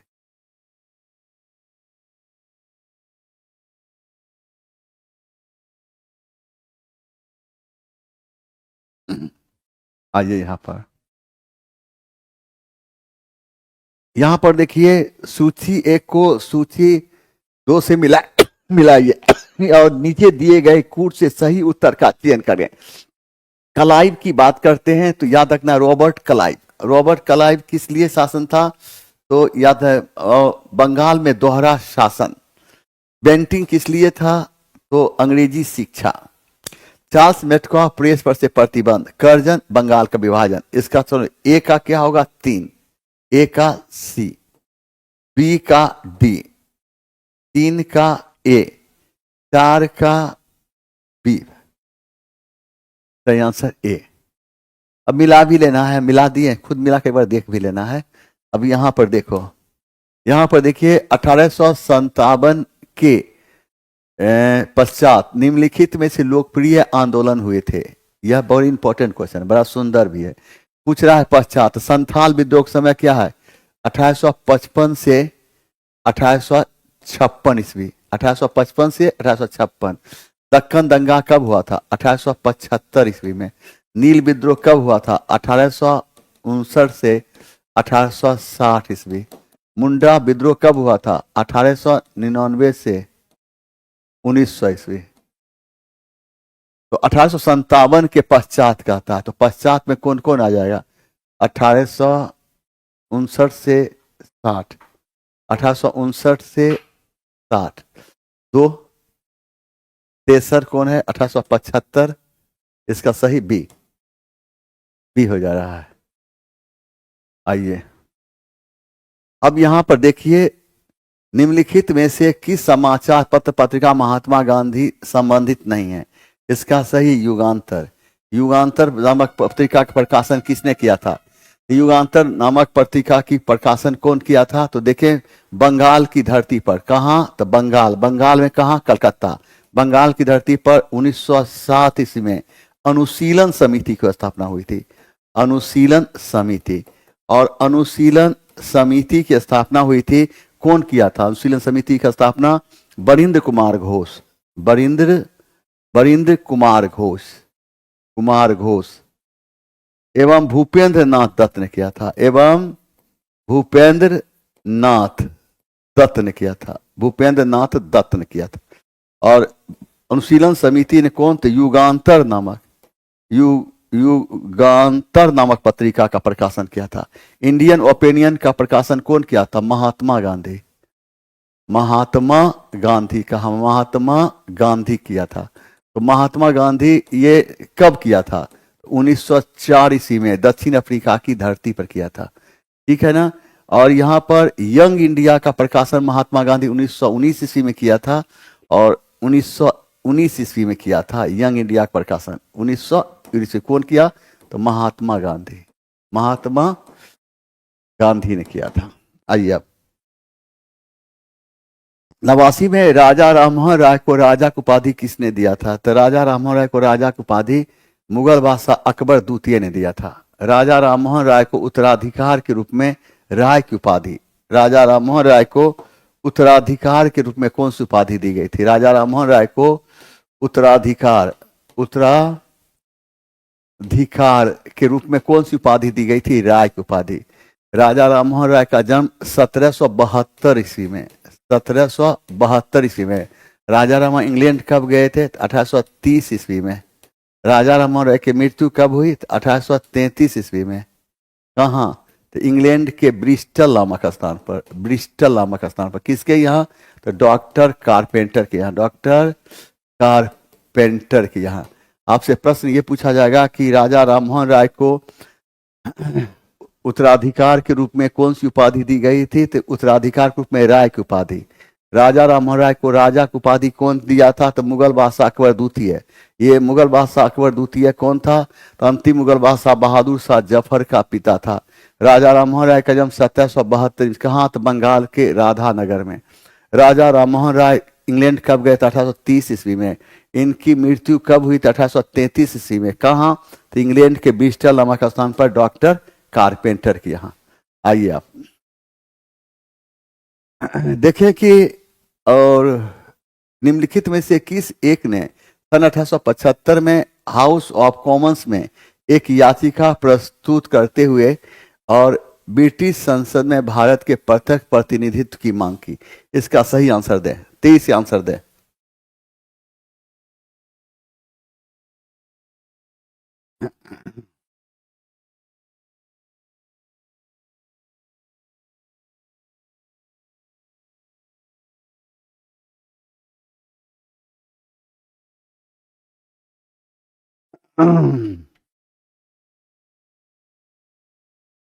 तेईस से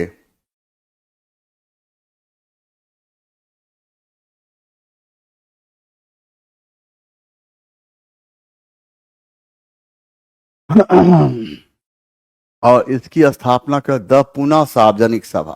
पूना सार्वजनिक सभा, तो पूना सार्वजनिक सभा की स्थापना कब हुई थी? 1870। कौन किया था? महादेव गोविंद रनाडे। फिर कौन किया था? कौन किया था? फिर कौन किया था? तो गणेश वासुदेव।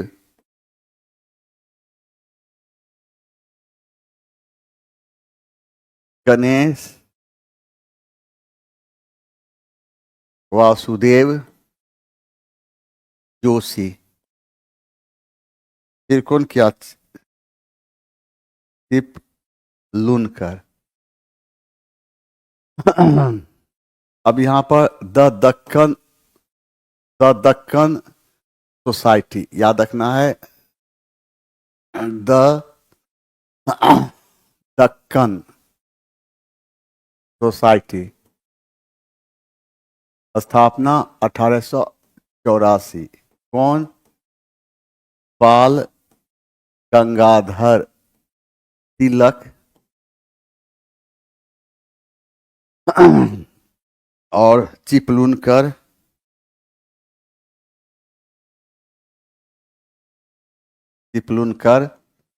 और अगरकर। द इंडियन एसोसिएशन की स्थापना 1873। कौन किया था?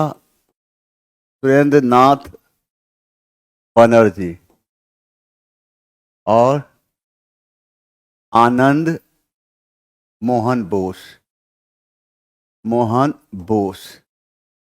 कहाँ किया था? कलकत्ता में। कहाँ किया था? कलकत्ता में। अब यहां पर हम देखते हैं कि निम्नलिखित की बात करते हैं, तो निम्नलिखित में से किस एक ने सन 1875 में हाउस ऑफ कॉमन्स में एक याचिका प्रस्तुत करते हुए ब्रिटिश संसद में भारत के प्रत्यक्ष प्रतिनिधित्व की मांग की? तो द पूना सार्वजनिक सभा। अब है कि द पूना सार्वजनिक सभा की स्थापना कब हुई? 1870 ईस्वी में। पूना सार्वजनिक सभा की स्थापना 1870 ईस्वी में हुई थी। किसने किया था स्थापना? तो महादेव गोविंद रनाडे, गणेश वासुदेव जोशी और चिपलूनकर किया था। अब यहाँ पर है द दक्कन सोसाइटी की स्थापना 1884 में। कौन किया था? बाल गंगाधर तिलक ने किया था, चिपलूनकर ने किया था, अगरकर ने किया था। द इंडियन एसोसिएशन इसकी 1876 में। कौन किया था? सुरेंद्र नाथ बनर्जी, आनंद मोहन बोस। और इसकी स्थापना कहाँ हुई थी? कोलकाता। कहाँ हुई? कोलकाता में। चल, ये मोस्ट VVI है देखो, यही सब रिजल्ट देगा। इसको बढ़िया से लिख लो, बढ़िया से लिखना है और याद रखना है। सिर्फ लेक्चर सुनेगा तो ज्यादा फायदा नहीं होगा। 1 से 2 3 4 5 नंबर से इसे रिजल्ट रुक जाएगा। मेहनत करना पड़ेगा। जो हम बोलते हैं जैसे लिखते हैं आपको भी लिखना पड़ेगा। अगर आप हमारा डिस्कशन कंटिन्यू देख लेते हैं 70 से 75 डिस्कशन, तो अगर आप हमसे नहीं भी पढ़ते हैं फिर भी आपका रिजल्ट होगा। लेकिन सिर्फ डिस्कशन सुनकर छोड़ देते हैं तो धोखा हो जाएगा। मार्क्स को बढ़िया आ जाएगा। 1 से 2 नंबर से आप रुक जाएंगे। 1 से 2 नंबर से आप रुक जाएंगे। मजाक नहीं करना है, जिंदगी के साथ मजाक नहीं। और जो कह दे हम कह दे तो मान लीजिए क्लियर है, हो सकता है मौत झूठा हो जाए, हो सकता है कल से सूर्य पूरब में नहीं उगे, लेकिन शहंशाह का बोला हुआ बात कभी गलत नहीं होता। इस चीज को हमेशा याद रखिए। जो चीज बोल दें। ऐसे जवान हमको महामंडलेश्वर कहता है, ऐसे थोड़ी कहता है। जितने मेरा पुरनका जवान है सब कहता है शहंशाह इतिहास का महामंडलेश्वर। आज ऐसे थोड़ी कहा जाता है। जो कहते हैं इसको मानिए। और यहां पर इक्यानवे देखिए, पर राष्ट्रीय आंदोलन के प्रथम चरण में कांग्रेस की निम्न से कौन सी मांग सही नहीं थी? कौन सी मांग सही नहीं थी? तो लेजिस्लेटिव काउंसिल के सदस्यों की संख्या में वृद्धि, सही है। और काउंसिलों में जनप्रतिनिधियों की संख्या में वृद्धि, सही है। कार्यपालिका एवं न्यायपालिका का एकीकरण, ये गलत है, सी। इसका सही आंसर सी होगा। आइए अब यहां पर देखिए, उन्होंने मैजनी, गैरिबाल्डी, शिवाजी और श्री कृष्ण की जीवनी लिखी। वे अमेरिका में कुछ समय के लिए रहे तथा वे केंद्रीय सभा के सदस्य भी निर्वाचित हुए थे, और वे थे लाला लाजपत राय। कौन थे? लाला लाजपत राय। और लाला लाजपत राय की बात करते अरविंद घोष, ये गरम दल के पहले नेता थे। गरम दल के पहले नेता, याद रखना है, गरम दल के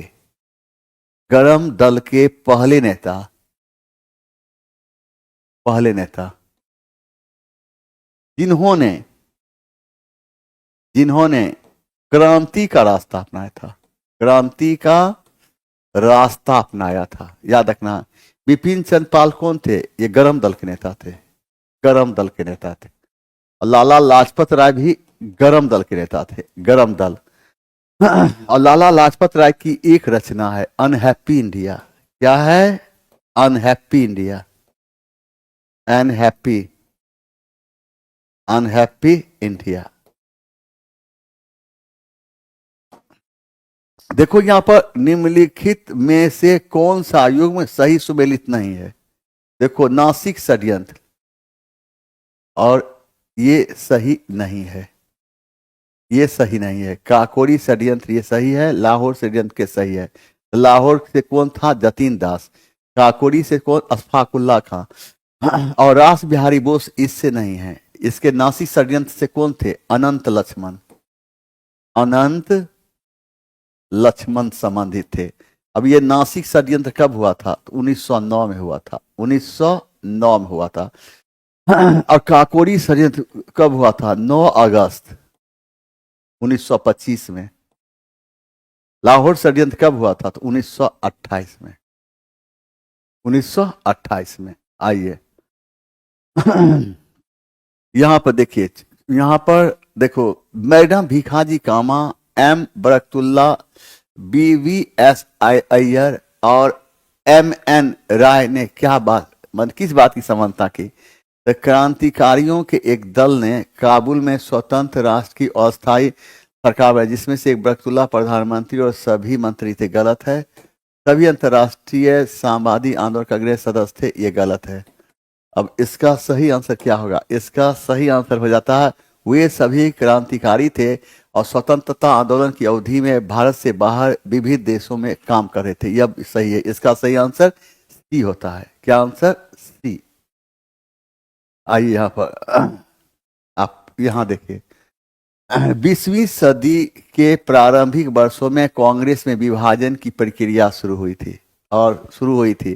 कांग्रेस आंदोलन की रणनीतियों पर, कांग्रेस आंदोलन के उद्देश्य पर और कांग्रेस आंदोलन के लोगों की भागीदारी पर। उपर्युक्त इसका आंसर डी होगा।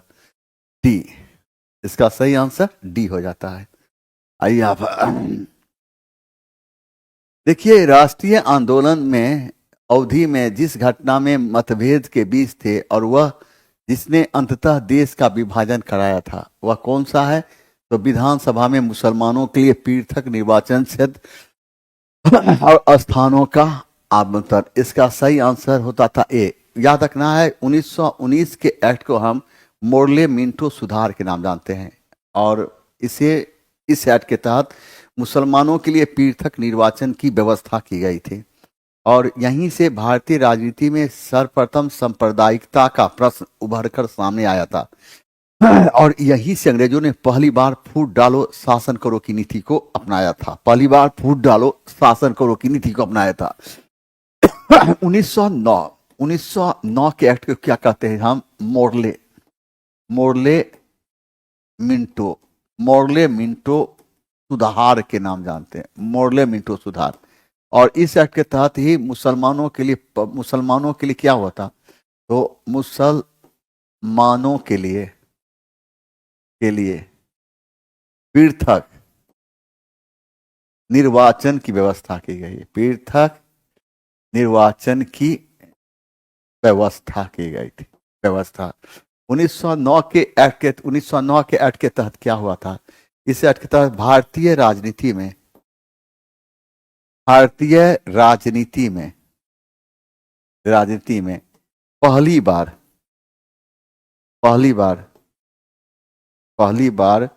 सांप्रदायिकता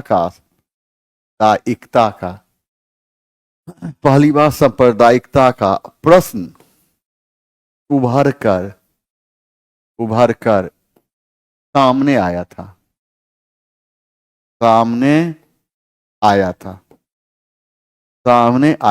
और याद रखना है, इस एक्ट के तहत ही अंग्रेजों ने पहली बार फूट डालो शासन करो की नीति को अपनाया था। फूट डालो शासन करो की नीति को अपनाया था।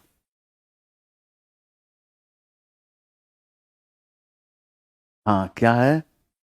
हाँ क्या है? तुम क्या रे? हम तो मैसेज पढ़ लिए। तैयारी करती हो, किसको कर रहा था? तैयारी करती हो परमेश्वर। हाँ तैयारी करती हो, इनको मन लगता है इस सब में। तैयारी करती हो, अपन तैयारी करो ना। तैयारी करती हो। इधर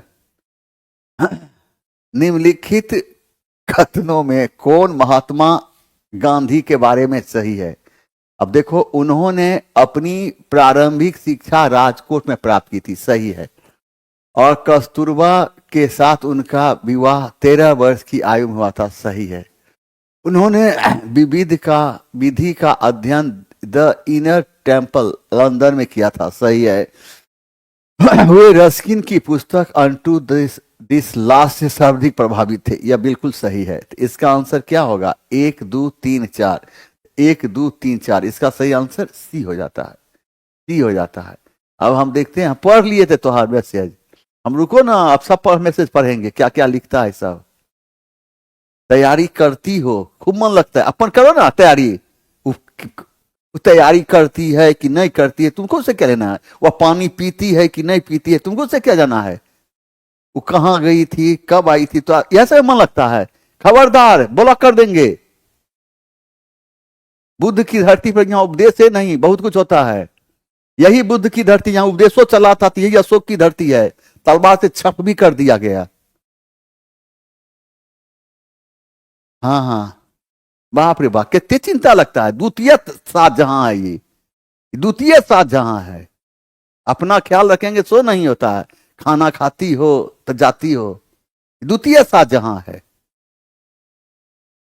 देखो यहां पर महात्मा गांधी की बात करते हैं, तो महात्मा गांधी का जन्म हम पढ़ रहे हैं, रुको तो अब ब्लॉके करते हैं।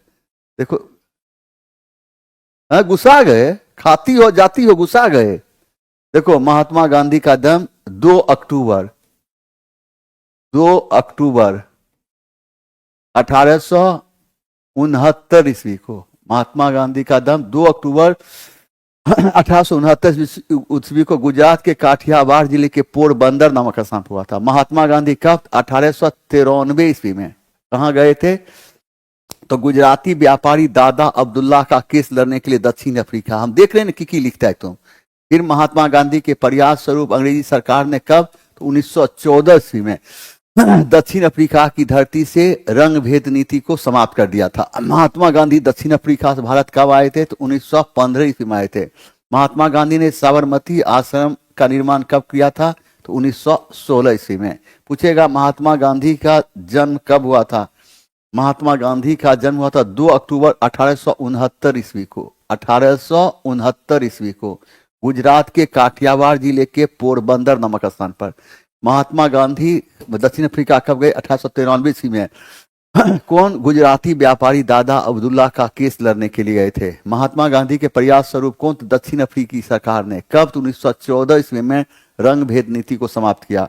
फिर महात्मा गांधी भारत कब आए? तो 1915 ईस्वी में आए थे। साबरमती आश्रम की स्थापना कब किया? तो 1916 ईस्वी में किया था।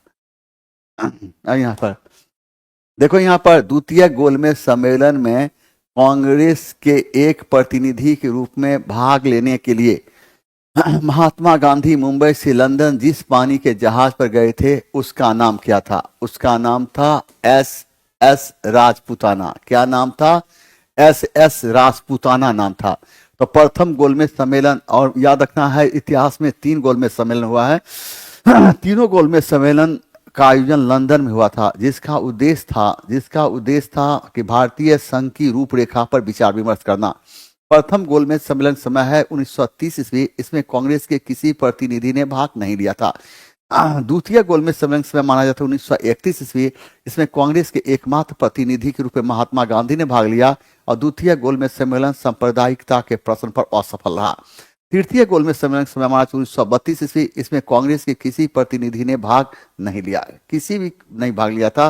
लेकिन डॉक्टर भीमराव अंबेडकर भारत के ऐसे नेता थे जिन्होंने तीनों गोलमेज सम्मेलन में भाग लिया, लेकिन किसी पार्टी के तरफ से नहीं। अब देखिए यहाँ पर इतिहास में कितने गोलमेज सम्मेलन हुए? तो 3 गोलमेज सम्मेलन है, और तीनों गोलमेज सम्मेलन का आयोजन कहाँ हुआ था? तो तीनों गोलमेज सम्मेलन का आयोजन हुआ था लंदन में हुआ था, लंदन। जिसका उद्देश्य क्या था? भारतीय संघ की रूपरेखा पर विचार विमर्श करना। भारतीय संघ की, जिसका उद्देश्य था भारतीय संघ की रूपरेखा पर विचार विमर्श करना था। और प्रथम गोलमेज सम्मेलन 1930 में लंदन में, द्वितीय 1931 ईस्वी में हुआ था, और द्वितीय 1931 ईस्वी में हुआ था। और इसमें कौन भाग लिया था? तो महात्मा गांधी ने भाग लिया था, महात्मा गांधी। और यह द्वितीय गोलमेज सम्मेलन किस प्रश्न पर असफल हो गया था? सांप्रदायिकता के प्रश्न पर। किस पर? सांप्रदायिकता के प्रश्न पर हो गया था। तीसरा गोलमेज सम्मेलन 1932 ईस्वी, और इसमें कांग्रेस के किसी प्रतिनिधि ने भाग नहीं लिया। डॉक्टर भीमराव अंबेडकर। कौन? डॉक्टर भीमराव अंबेडकर। कौन थे? भीमराव अंबेडकर भारत के ऐसे नेता थे जिन्होंने तीनों गोलमेज सम्मेलन में भाग लिया था। तो पूछेगा प्रथम कितने गोलमेज सम्मेलन? 3, और तीनों कहाँ? लंदन। उद्देश्य था भारतीय संघ की रूपरेखा पर विचार विमर्श। प्रथम 1930, द्वितीय 1931। द्वितीय में भाग ले लिया कौन? महात्मा गांधी। क्यों असफल हो गया? तो सांप्रदायिकता के प्रश्न पर। तृतीय 1932। कौन नेता थे जो तीनों गोलमेज सम्मेलन में भाग लिया था? डॉक्टर भीमराव अंबेडकर। यहाँ पर SST प्लस GS की बात है, और इस बैच को ले लेना है, आपके काम का चीज है तो लेना है। अब आइए कि निम्नलिखित में से कौन वर्ष 1939 में Prajamandal All India State People's Conference के अध्यक्ष रहे? तो रहे जयप्रकाश नारायण। और जयप्रकाश नारायण इस पद पर कब से, यानी कौन रहे? जवाहरलाल नेहरू। और जवाहरलाल नेहरू इस पद पर कब से कब तक रहे? तो जवाहरलाल नेहरू इस पद पर 1939 से 1946 ईस्वी तक रहे। 1939 से 1946 ईस्वी। जयप्रकाश नारायण की बात करते हैं तो 1999 ईस्वी में मरणोपरांत इन्हें क्या दिया गया था? भारत रत्न दिया गया था। क्या दिया गया था? भारत रत्न। जयप्रकाश नारायण 1974 ईस्वी का पटना के गांधी मैदान से संपूर्ण क्रांति प्रारंभ किया था, जिसका उद्देश्य इंदिरा की सत्ता को उखाड़ फेंकना था। शेख अब्दुल्ला को इसे कहा गया शेर ए कश्मीर के नाम जाना था। ये शेर ए कश्मीर के नाम से। देखिए रॉबर्ट ओवन समाजवादी था। कहाँ का था? तो इंग्लैंड का। कहाँ का था? समाजवादी था। याद रहता है, समाजवादी कहाँ का था? इंग्लैंड का था। इंग्लैंड का। कहाँ का? इंग्लैंड। आइए इंग्लैंड। यहां पर देखिए सामाजिक उपबंध नामक पुस्तक की रचना किसने की थी? 23 से इसका आंसर बताइए। 23 बताओ।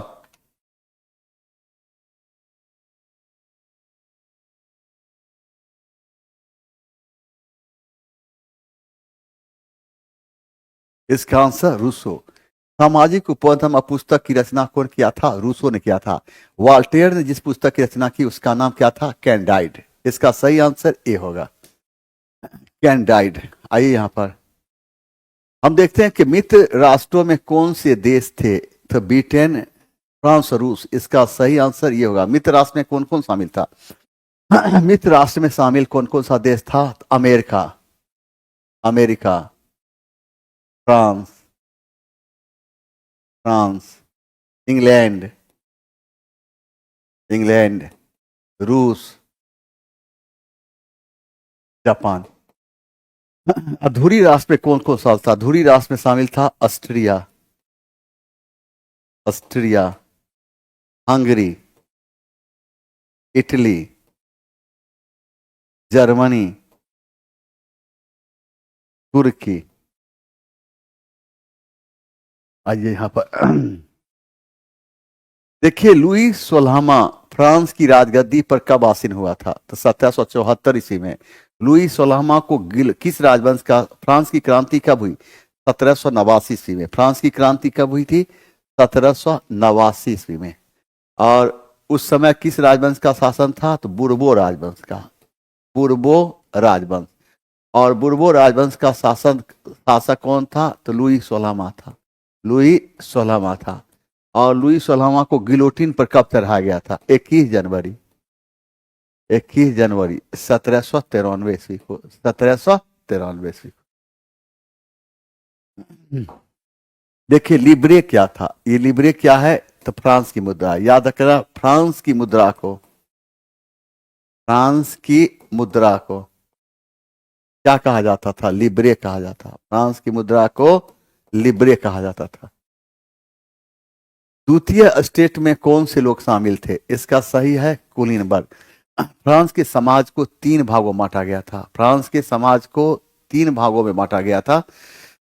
और प्रथम स्टेट, सेकेंड स्टेट और थर्ड स्टेट। प्रथम स्टेट में पादरी, द्वितीय स्टेट में कुलीनबर्ग और तृतीय स्टेट में कुलीन और पादरी को छोड़कर शेष जनता। तो फ्रांस के समाज को कितने भागों में बांटा गया था? तो फ्रांस के समाज को, फ्रांस के समाज को 3 वर्गों में, 3 भागों में बांटा गया था, बांटा गया था, जिसे क्या कहा गया? स्टेट कहा गया, स्टेट। तो प्रथम स्टेट में कौन आता है? प्रथम स्टेट में कौन आता है? पादरी। द्वितीय स्टेट में कौन आता है? द्वितीय स्टेट में कौन आता है? कुलीन। और तृतीय स्टेट में कौन आता है? तृतीय स्टेट में कौन आता है? सामान्य जनता, सामान्य जनता, सामान्य जनता।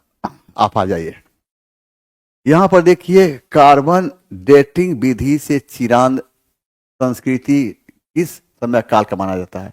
1800 से 1200 ईस्वी पूर्व। चिरांद की बात करते हैं। कौन सी संस्कृति? चिरांद, चिरांद। और ये क्या है? बिहार। और बताना है चिरांद बिहार में कहां है। तेज बताओ।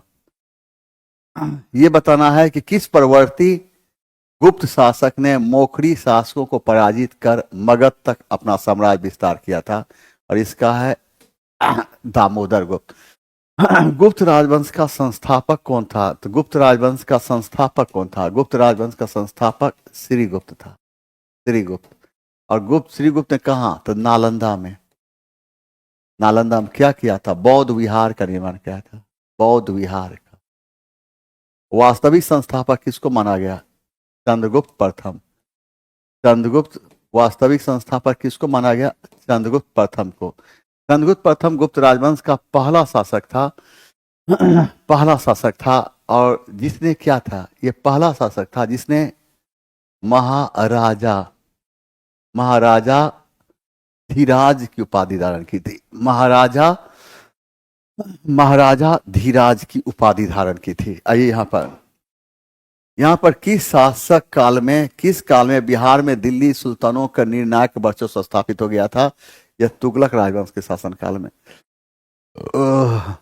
तुगलक राजवंश के शासन काल में, याद रखना है।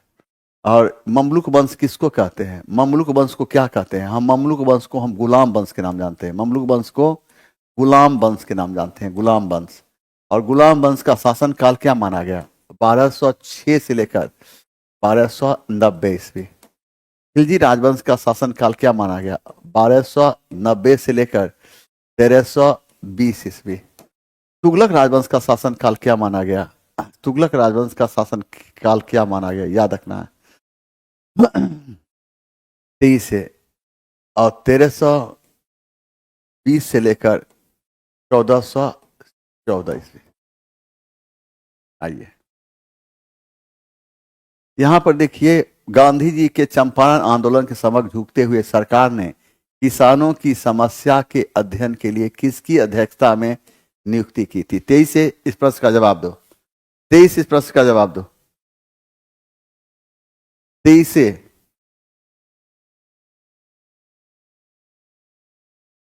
23 जवाब देना है।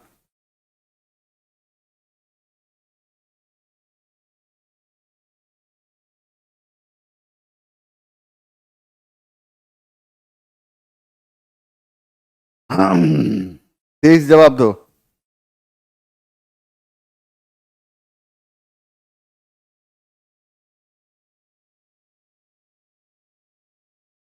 क्या हुआ?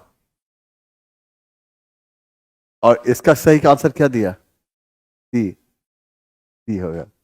और इसके सदस्य गांधी भी थे, सदस्य थे गांधी। सदस्य कौन थे? सदस्य गांधी जी थे, सदस्य गांधी जी थे, याद रखना। अनुग्रह नारायण सिंह को क्या हम कहते हैं? बिहार विभूति। बिहार विभूति के नाम जानते हैं, बिहार विभूति। और बिहार केसरी किसको कहा गया? देखिए, बिहार केसरी, बिहार केसरी किस नाम से? श्री कृष्ण सिंह को। किसको? श्री कृष्ण सिंह को, श्री कृष्ण सिंह को। बिहार विभूति अनुग्रह नारायण सिंह और बिहार केसरी, बिहार विभूति अनुग्रह नारायण सिंह और बिहार केसरी श्री कृष्ण सिंह को, याद रखना है।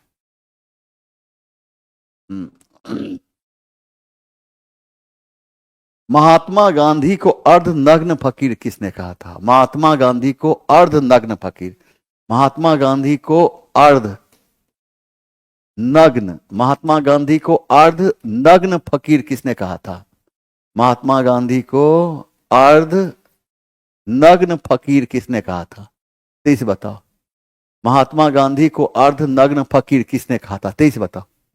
महात्मा गांधी को सर्वप्रथम अग्र नग्न फकीर किसने कहा था? 23 बताओ। चल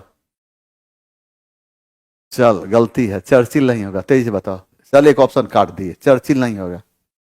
23 बोल। चर्चिल नहीं है, जो तू सोच रहा है ना चर्चिल, वो चर्चिल फर्चिल नहीं होता है। चल, तू सोच रहा है जो चर्चिल, वो चर्चिल फर्चिल नहीं होगा। 23 से महात्मा गांधी को सर्वप्रथम अग्र नग्न फकीर किसने कहा था? 23 बोल। अच्छा, चर्चिल फर्चिल नहीं हुआ, पहले बोल रहा था चर्चिल चर्चिल चर्चिल चर्चिल करता है। चलो हाँ, नहीं नहीं, 23 से बोलो। चर्चिल फर्चिल नहीं होता है। महात्मा गांधी को सर्वप्रथम अर्धनग्न फकीर कौन किया था? फ्रैंक मोरिस ने। देखो यहां पर फ्रैंक मोरिस ने कहा था, फ्रैंक मोरिस। लेकिन इस नाम को लोकप्रिय बनाया था चर्चिल। चर्चिल याद रहना चाहिए, फ्रैंक मोरिस। लेकिन ऑप्शन में फ्रैंक मोरिस नहीं रहेगा, तब होगा चर्चिल। अगर ऑप्शन में फ्रैंक मोरिस है तो आंसर होगा फ्रैंक मोरिस, याद रखना। चलिए यहां पर ये बिहार में नमक सत्याग्रह 15 अप्रैल को किस जिले में नमकीन मिट्टी से बनाकर आरंभ किया गया था? तो 23 से आंसर जवाब दो। इसका सही आंसर क्या था? 15 अप्रैल 1930। 15 अप्रैल कब? तो 15 अप्रैल अप्रैल 1930। और इसका सही आंसर क्या होगा? और इसका सही आंसर होगा चंपारण और सारण। चंपारण और सारण। जवान, अब मेरा तो चला, अब हम तो चलेंगे। ये डिस्कशन आपको कैसा लगता है? दिल की गहराइयों से सच्ची सच्ची बात बता देना है और ये हमें बताना आप कैसे हैं, आप स्वस्थ हैं ना। घबराना नहीं है, इसी तरह से मेहनत करते रहना है। आप सफलता तक नहीं, सफलता आपके घर तक जाएगी। जैसे बताते हैं वैसे करते जाना है। आपको सफलता तक नहीं, सफलता चल के आपके घर तक जाएगी। मेरा विचार कैसा लगा, इस पर अपना विचार रखें। और सहनसा जाते जाते आपको कहता है दिल की गहराइयों से, और कल फिर हम मिलते हैं नई सोच, नई ऊर्जा और एक नई मुस्कुराहट के साथ। सहनसा जाते जाते दिल की गहराइयों से आपको कहेगा तब्बा खैर।